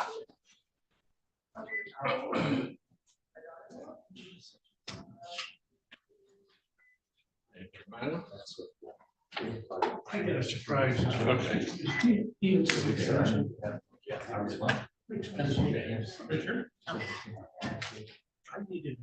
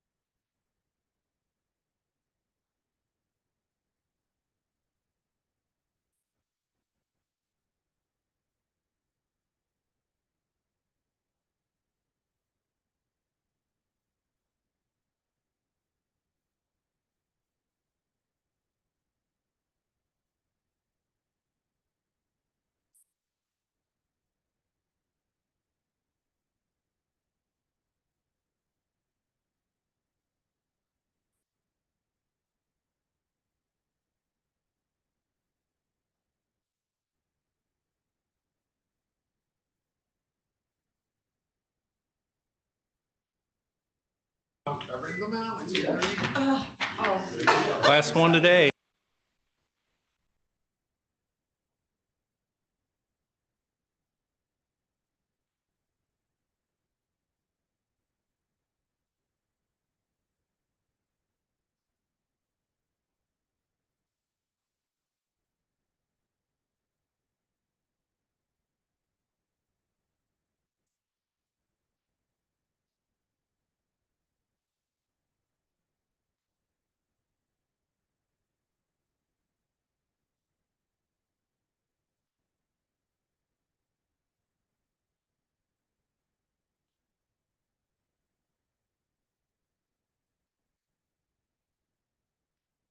And you're live on the YouTube.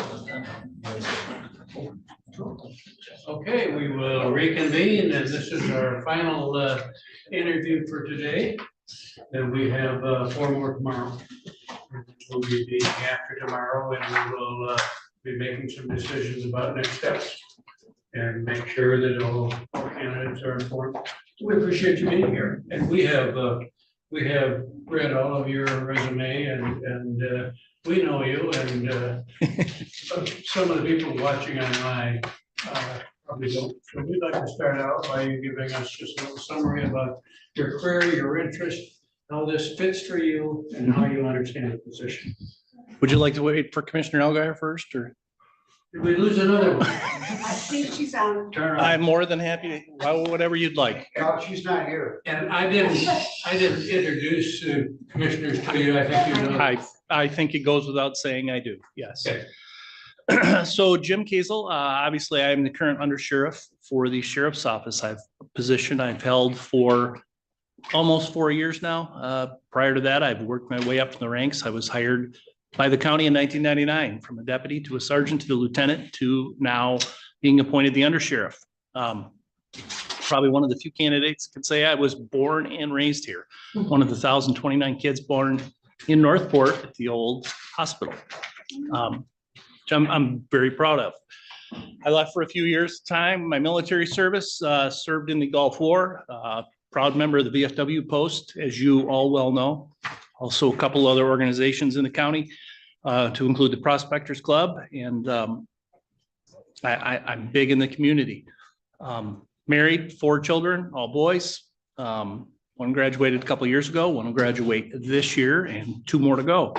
3 are now driving, so that's a good thing. We're over the hump there. My service to the county always comes first. I'm available 24/7. And I'm a proud member, like I said, born in this county, and this county means a lot to me. I think this job as a whole is a natural progression, not only for me personally, but there are others in this profession who have sought and taken the seat in these positions of county administrator or other high-ranking officials within county or municipal governments. I think my 26 years with the county puts me in a unique position of experience, historical knowledge, and ways to understand where we've had bumps in the road, what things we need to fix, relationships that I've already established, which I think put me steps ahead possibly of other candidates. I realize too that could be a hindrance, but I don't see it that way. No problem is unsolvable. It's just a matter of figuring out how you overcome it. That may not make everybody happy, but the goal here is to work for the board. The administrator does the board's bidding when the board is not in session. Now that involves the employees, citizens of the county. And not all decisions are going to be positive ones in everybody's eye. That's just the nature of the world we live in. So it's kind of me in a nutshell.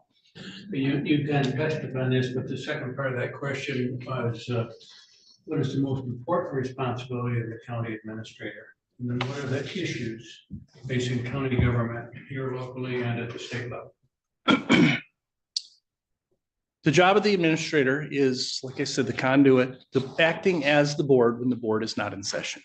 The board is only in session on a perfect month, maybe only a couple hours a month. Over the last couple of years, the board has been in session a lot more. But that just makes the administrator's job that much more difficult at times, but yet that is the job we've all signed up for. The administrator is tasked with whatever the board desires, answering questions, doing the research, coming up with solutions, and making recommendations to the board that are not biased, not opinionated. They lay out options. If we do this, you got A, you got B. It's not my decision to influence you one way or the other, whether you take solution A or solution B. My job is to find the answers, tell you what I believe will happen, whether way we go. That's in cooperation maybe with, well, it is in cooperation with all the stakeholders, whether that's elected officials, employees, legal counsel, citizen views. As far as the county issues, my perspective in a lot of ways is probably different. I mean, we have become a community, whether we like it or not, for the retired and the wealthy. Legacy families, one of which I am, won't exist. In a generation or two, my family will not be able to afford to live here. With that, employee hiring and retention. We've had vacancy, at least at the sheriff's office, for going on a year, and we don't get the applications that we used to get. I don't think we're unique there. That is a law enforcement thing. But other offices in this building, dispatch, they've had vacancies. We cannot find people willing to do the job anymore. Why is that? It could be many issues, one of which is cost of living. It's skyrocketed in this county. Now, can the board control that? Probably not. Can they take steps to help mitigate it? Maybe. Employee pay. We've all heard that argument before. You've heard the sheriff up here making that argument several times. We are a county in pretty good financial position, knowing that we are the bedroom community to Traverse City. Like I said, unfortunately, the place for the wealthy and the retired to want to come to live here because it's such a beautiful place. Maybe it's time we look at how we treat those employees and pay for those services. I mean, right now, less than 50% of the employees in the sheriff's office live in the county. Why is that? They can't afford to live here. How much longer will those employees stay driving through Grand Traverse or driving through this Traverse City? If they could stop there, work there for more money per hour than we're paying them to be here. Yes, we have excellent benefits. We have other perks. That isn't always the case for people of today's younger generation trying to get into the jobs in this building and across the street. So. Thank you. We all have some questions for you, but before we do that, and I mentioned that we were going to ask you this, you shared this with us last time. Yep. But could you just remind us all about an incident when you were in a different position and had an issue with the county, so that we get that out of the way? Absolutely. It was 2009. I was a sergeant at the time, and I don't know if it was absolutely a problem with the county. The sheriff terminated my employment and another deputy's. There were some other issues that led to this, in my opinion. There was some issues about phone calls that were being recorded and listened to. The long and the short, the deputy and I had responded to a complaint of a drunk driver. The sheriff didn't believe at the time we handled that appropriately and took his do right action to terminate our employment. I fought that decision through a veterans preference hearing, which was heard by the prosecutor, our still current prosecutor. It's a multi-day event, which I prevailed, and then it was not followed. I followed that up with a grievance arbitration through my union at the time, and once again, that was ruled in my favor at that time. After 18 long, grueling months, I was fully reinstated and made whole. It is what it is. They say time heals all wounds. I don't know if you can ever fully heal everything, but I've grown from that. And I don't regret the way it went down. It was unfortunate at the time for my family, and choices we had to make that probably still have repercussions today, but it is what it is. I hold no ill will to Sheriff Woltersdorf at the time that it happened. Now, it's out there. I don't run away from it. Thank you. Thanks for sharing that. Yep. We now have commissioner questions. I think this time we start with you, Doug. Sure. I'll be able to ask a question and a follow-up question, if that's okay. So first off, with apologies to Commissioner Work, are you pro-police? Absolutely. I don't think you can be in this career 28, almost 28 years, 2 years for the city of Manistee. And like I said, I'm going into my 26th year here for the county and not be. It's a unique profession. It goes unheralded in my eyes. I think most policemen would say that. We are thanked and appreciated, but Leelanau County's been a good place to work. A lot of people say they wish they could live in Leelanau and work in Saginaw. Well, I'm content with Leelanau in both accounts. So, And thank you so much for your service to the county over those years. I appreciate keeping this place safe. So my follow-up question is, what do you understand to be the mandated services in Leelanau County and those other services we might provide? And how do you see balancing those with trying to keep our tax rate affordable? You mentioned the legacy family part of living here. So can you kind of expound on that for us, please? well, obviously we provide a lot of services to the county. I mean, and legally we are obligated. I think most of the elected offices in this county provide I know they provide what they are legally mandated. You want to talk non-mandated services? Obviously, coming from the sheriff's office, the biggest one and one of the biggest budgetary ones is road patrol. It's not mandated. We're mandated to have a jail, body recovery, court bailiffs, not road patrol. The road patrol budget is a little over $3 million a year, but we've seen other counties that have eliminated road patrol. Is that something the public in Leelanau would not want to have? I don't think so. As far as the other non-mandated services, I'm pretty unaware of any in the clerk's office or the register of deeds. So like I said, the elected offices, I think are unique and do what they are bound to do by statute. The office is under the direct control of the administrator or department heads and hence the Board of Commissioners.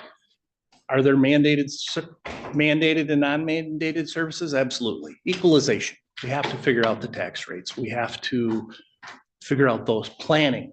They have obligations that need to be handled. At some point, all of those duties probably originated in the clerk's office or in the register of deeds. I can't give you the historical perspective on those non-elected offices, but I think you need to look at it. I don't remember in quite some time any complaints in front of you, whether it be public comment or whatever, about services not being fulfilled or services that really are not being provided. As far as our current services and the tax rate, no matter what we do, people aren't going to be happy with taxes. But it's like death. It's a way of life. Fortunately, the county's in relatively good financial standing. I've already talked about like employee costs. Those are unfortunate, but everything has gone up from the price of jail meals to the price of pens to the electricity that keeps the lights on here. We need to stay on top of that and we need to look at it. But in the grand scheme, we provide the services that the people want. Most of those are mandated. A few are not mandated, but take the child millage. That was voted on by the people. That was a vote. They said, we want that. That's what we do. So looking at it and trying to find services that are provided now that are not necessary, or where can you cut the fat? If the county got in a position where we had to do that, then absolutely we'd buckle down and do that. And I'm not saying I wouldn't look at the elected offices, because like I said, the biggest one is in the sheriff's office. But it's a matter of balancing non-mandated versus public want and public need. So, thank you. Again, we know you pretty well and but we're trying to be consistent. absolutely. So I'm going to ask you Thank you for those letters that obviously you've got some real good support, which is pretty awesome. But how would you proceed in developing trust and respect with all the county employees and the public, which we all serve? Well, being in the position I've been working at the sheriff's office, unlike a lot of the positions in this building, we are out in the public. So, and we are in the news media, good, bad, and indifferent. Every employee in this building is a cog in the wheel. They're important. I've approached a lot of big incidents as a supervisor in the sheriff's office that I'm not the smartest guy in the room most times. I'm the guy in charge. Yes, I've probably been educated. I know what we need to do. But if it's the youngest deputy, I'm not afraid to stand in that huddle and ask their opinion. Now, the final decision comes down to me, but their opinions matter. What they think, they know what they're doing too. And you have to have faith in the people that every office is hired here, and that every department head knows what they're doing. And hopefully they have faith, and I know they do, in the employees they've hired. So you have to keep communication lines open. It's not the buck does stop at the top, but it should be a group effort. Like I said, the most junior deputy we have, they have valuable information that may sway my decision on how we take a course of action. So.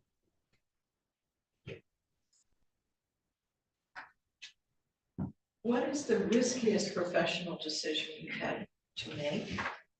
What was the situation and what happened? Tell us about a time when you had to make an unpopular decision. So the riskiest one is probably pretty easy. Is I addressed the question earlier about 2009, and I said there was other things involved with that when it came to phone calls and such. Another sergeant and I had a discussion about what was going on and what we knew was going on. And obviously we had concerns that some of the phone calls being listened to or monitored were borderline illegal. So that sergeant and I, who were the command at that time there wasn't a lieutenant's position, it was sergeants and then the undersheriff and sheriff. We made a decision, and that sergeant and I are the ones that went to the FBI and made the report, knowing full well it would have potential consequences.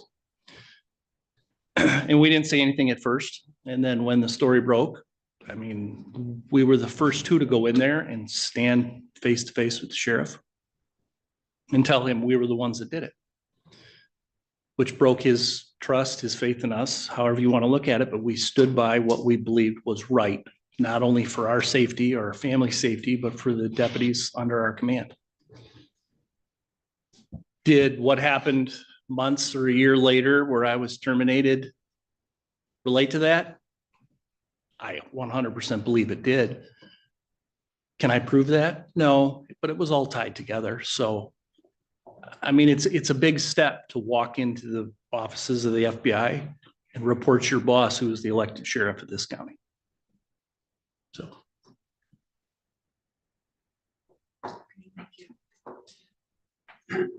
I retired in 2006. I retired under Lieutenant Belcher, Kip Belcher, and was working for the narcotics team. I love being a deputy. I love going out helping people. I would not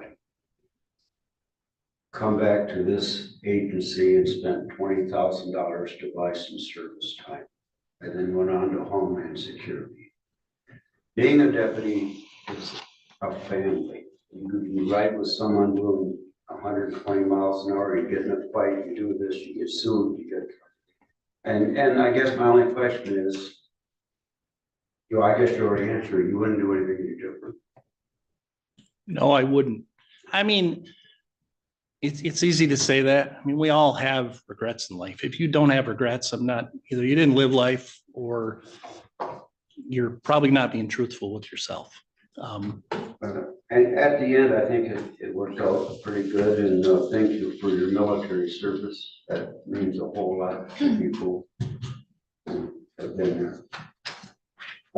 You think you can deal with Mike Borkovich and the union negotiation? Absolutely. I mean, the sheriff aside, any union negotiation is a tedious situation. I mean, both sides are looking to overtake the other, if you will.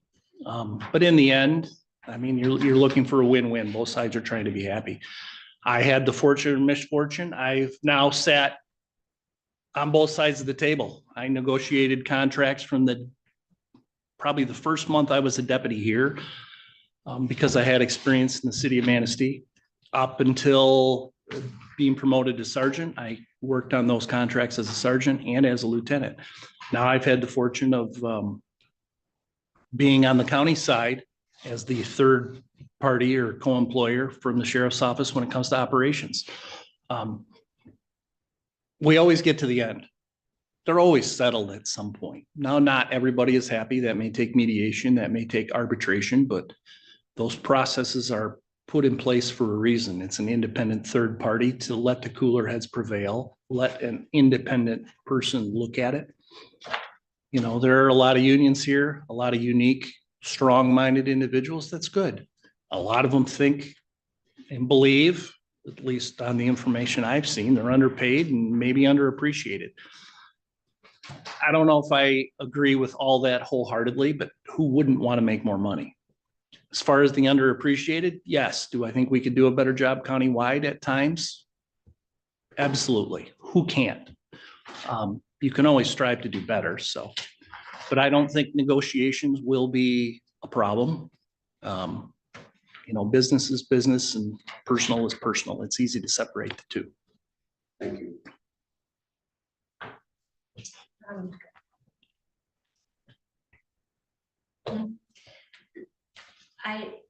I remember those times, 2009 very well, and they were not a good look for Leelanau County any which way. So I would hope to hear that things would have been done differently than they were at that time, and I'll leave it at that. So Jim, yeah, you personally haven't had higher firepower within the sheriff's department, have you? Technically, by policy, I do.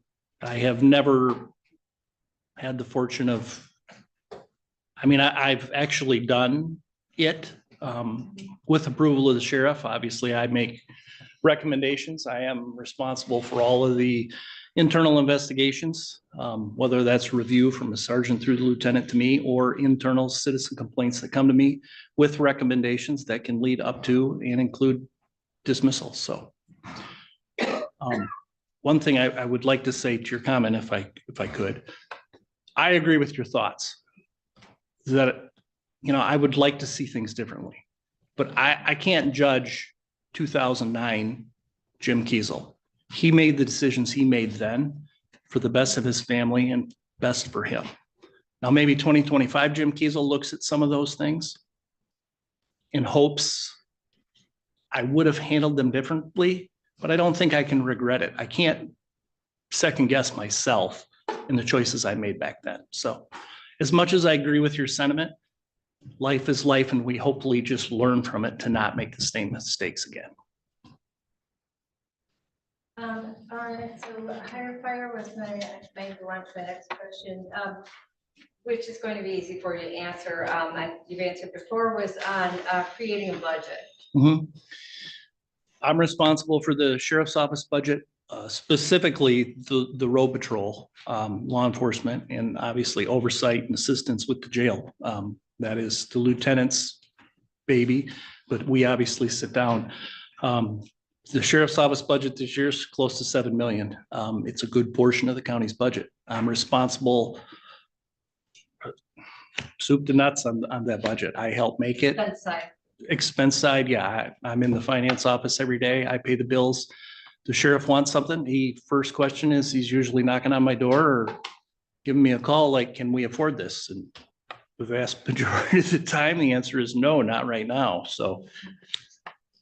Okay.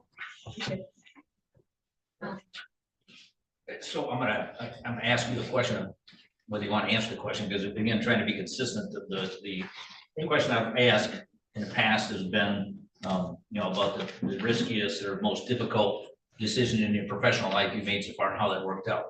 You've obviously had the one experience now. Is there another experience that you would like to relate to us regarding that question? If so, if not, I can form another question. I don't know if I have another. I mean, I can go all the way back to my second year as a police officer. Christmas Eve, 1996 or 97. And we had a suicidal subject. I was in the city of Manistee, and he held his gun to his head. And he was contemplating ending his life. And we stood there for probably close to 40 minutes. Guns are on, ready to act. And at one point, he pulled the gun down and it went towards my partner. And neither one of us reacted. And that's a split-second decision. So we made the right call. But had we not, we would have been judged probably to this day, and I would not be sitting here today. Law enforcement in general, everybody, but obviously law enforcement in general makes life and choice decisions on a daily basis. Some see them as minor, but they're not. So another one of far less significance is when COVID started. And obviously the CDC and the county had a policy that if you test positive, you're out for, I think it was 5 days. It may have been as much as 10 days. 2 weeks. Yeah, 2 weeks. That was it. In our profession, we have contact with all sorts, and we started having tests. People, law enforcement in general are tough. They'll come to work sick. They just do. But I mean, we had to put our foot down on this. And the thing is they were out for 2 weeks, and there was a time there they had to burn their own time. It was not a pleasant environment when those positive tests came in, but it didn't matter. It didn't matter what I thought, didn't matter what they thought. Those were the rules. That's what had to be applied, and that's what we did. And we've come through it, thankfully, and the county recognized that, and I think it was good, but it wasn't easy. Thank you. Yeah, so trying to look at your leadership style a little bit more and maybe a little bit detached from more your administrative side, I guess I'm trying to get at. If you could provide an example where you have built collaborative partnerships that you're extremely proud of. Sure. I believe it was 2018. I was a lieutenant at the time, and there had been a rash. Not that they still don't exist, but there was a rough patch there, excuse me, where there was a lot of school violence and school shootings. And I sat down and had a conversation with Manny Ansorgi, the emergency manager, because we realized we had a breakdown here locally. So we started, I believe it was April of 2018, the school safety and security meetings, if you will. And by late April that year, we had every superintendent from every school sitting in the basement in the emergency operations center. And we held a meeting and an open forum discussion. And I'm proud to say, although I am no longer part of it as the undersheriff, this Thursday, there is another school safety and security meeting that still goes 6 years later. So that would be one.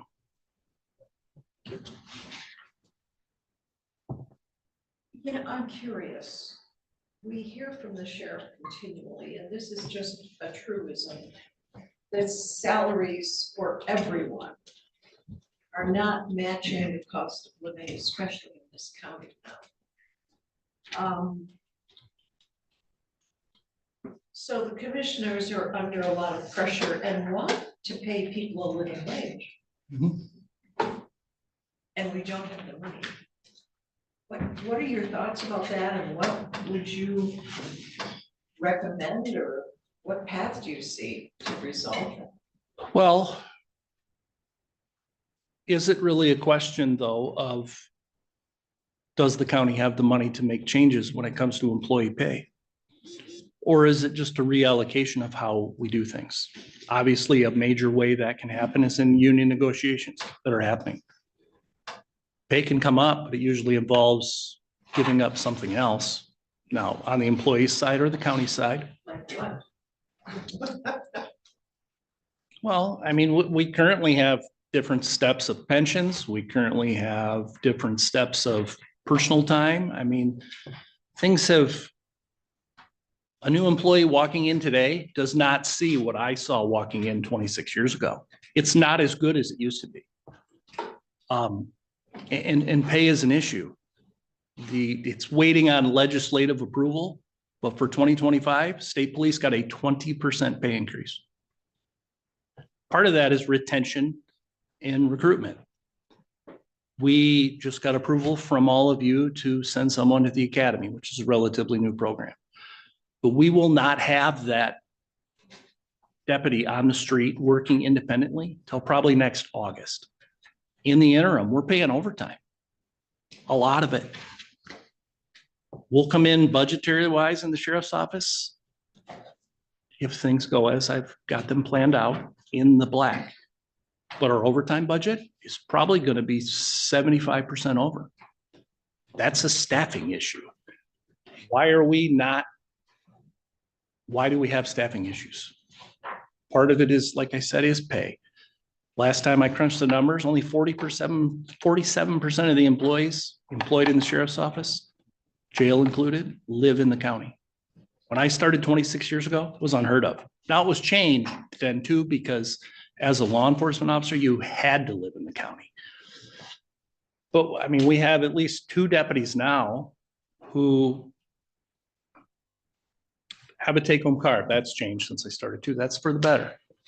But how long will they get in the car to come here for $30 an hour when they could drive 20 miles less and make 35 in Grand Traverse County or 36 at the city?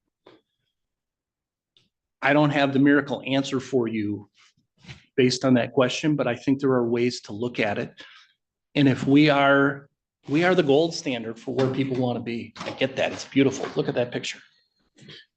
But if the wealthy and the retired are going to come here, they have an expectation. And if we do not want to have a continual revolving door of employees in and out, where we will spend more money on training and equipment and uniforms, we are going to have to recognize and pay our employees more. How we do that right now, I don't have the answer for you. But it's something that will need to be looked at. You've just told me everything we already know. Okay. Well, like I said, in union negotiations, that needs to happen. The county has a surplus. Now, I'm not saying, because if you increase wages, you increase legacy costs. I get that. I deal with the numbers for the sheriff's office every day. The county is not primarily run on millages. And I, as a taxpayer and one of the few who still live in the county, I don't want to see that either. But is it a necessary evil? Where do you draw the line? Are paying more taxes worth keeping a highly qualified, dedicated 25-year employee here? Some would argue yes, because the costs of bringing in new employees month after month, after year, far exceeds just paying a deputy or a deputy clerk more money. The cost of training and getting people up to speed is astronomical, not to mention the overtime you have to pay to fill those voids. So you have to start crunching the numbers and looking at the differences. I mean, there are areas where, I'm not saying cut. Will expenses go up? Absolutely. But what expenses haven't gone up? From the cup of coffee sitting in front of you to the gas or the electricity you put in your car, it's all going up. It's just the unfortunate place we live nowadays. So I wish I could answer your question better, but if I was fortunate enough to get the position, that would be one of the things I would look at. Now, given the current environment, the current calendar of things, that may not be for a couple of years until negotiations come up. It doesn't always have to happen in negotiations, but that is the best place for it to happen. So. Thank you, that's a difficult situation. It's the best honest answer I can give you. If you became administrator, you've got a fantastic crew to work with and fantastic elected officials. What would you do on your first week? Well, as much as I already have relationships and I would like to think I know everybody in this building and next door by first name, I'd like to sit down with everybody. Start with the department heads. It's actually, I'd probably maybe start with the employees and then go to the department heads. Because by then I have some feedback from the employees themselves. I can talk to the department heads, the elected officials, see what they think and see how that matches up. I mean, Leelanau County and the government that we all work in or were elected to is for the people and by the people, but it only runs based on the people in this building. And like I said, the very few issues come in front of you monthly relating to services or lack of services or problems with services. Now you may see a renewal for services. The vast majority of the issues I think you see are employee related, whether it's vacancies or conflicts. I mean, it's no surprise there's been conflicts within the county for the last couple of years. Right, wrong, or indifferent. I've heard opinions that it was the right thing. I've heard opinions it's the wrong thing. I have my own opinion, but this job isn't about that. It's providing you with the best information to make the best decision you can, dependent on the circumstance sitting in front of you. So. Thank you. Yep.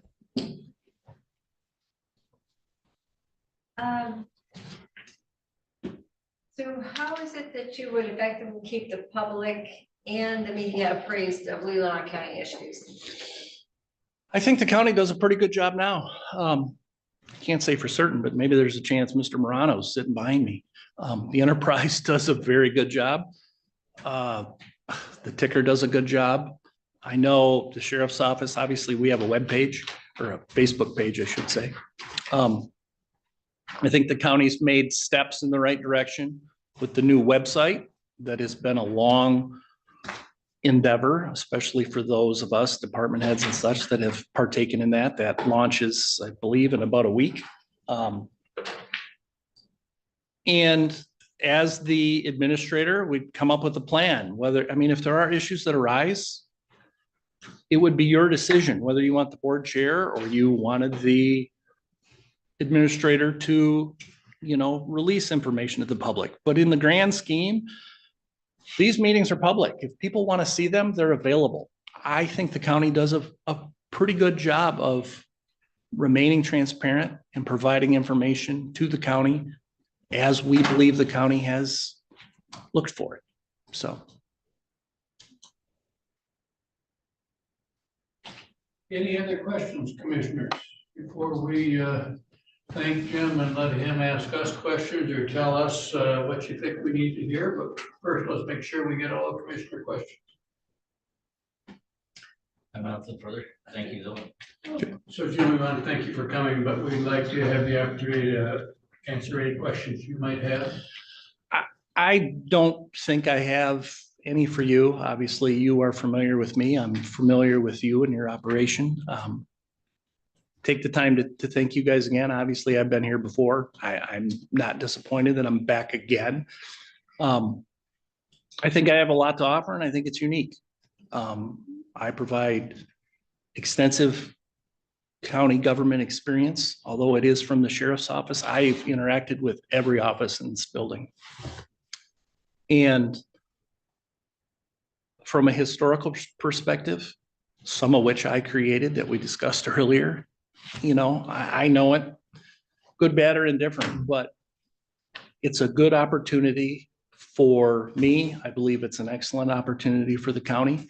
I believe the public would also agree with that. And I think, as mentioned, some of my letters of support internally also go to show that. So I just thank you for the time, and it's a pleasure to be here. So, Thank you very much. thank you. Thank you. I think we can recess until tomorrow. You need Jim, a- don't go away yet, though. We want to shake your hand. You need a motion to that effect? No, just we can recess till So we tomorrow, will recess tomorrow at 9 9 o'clock. tomorrow morning. Thank you. Thank you for the, for Steve and for Will for being here today.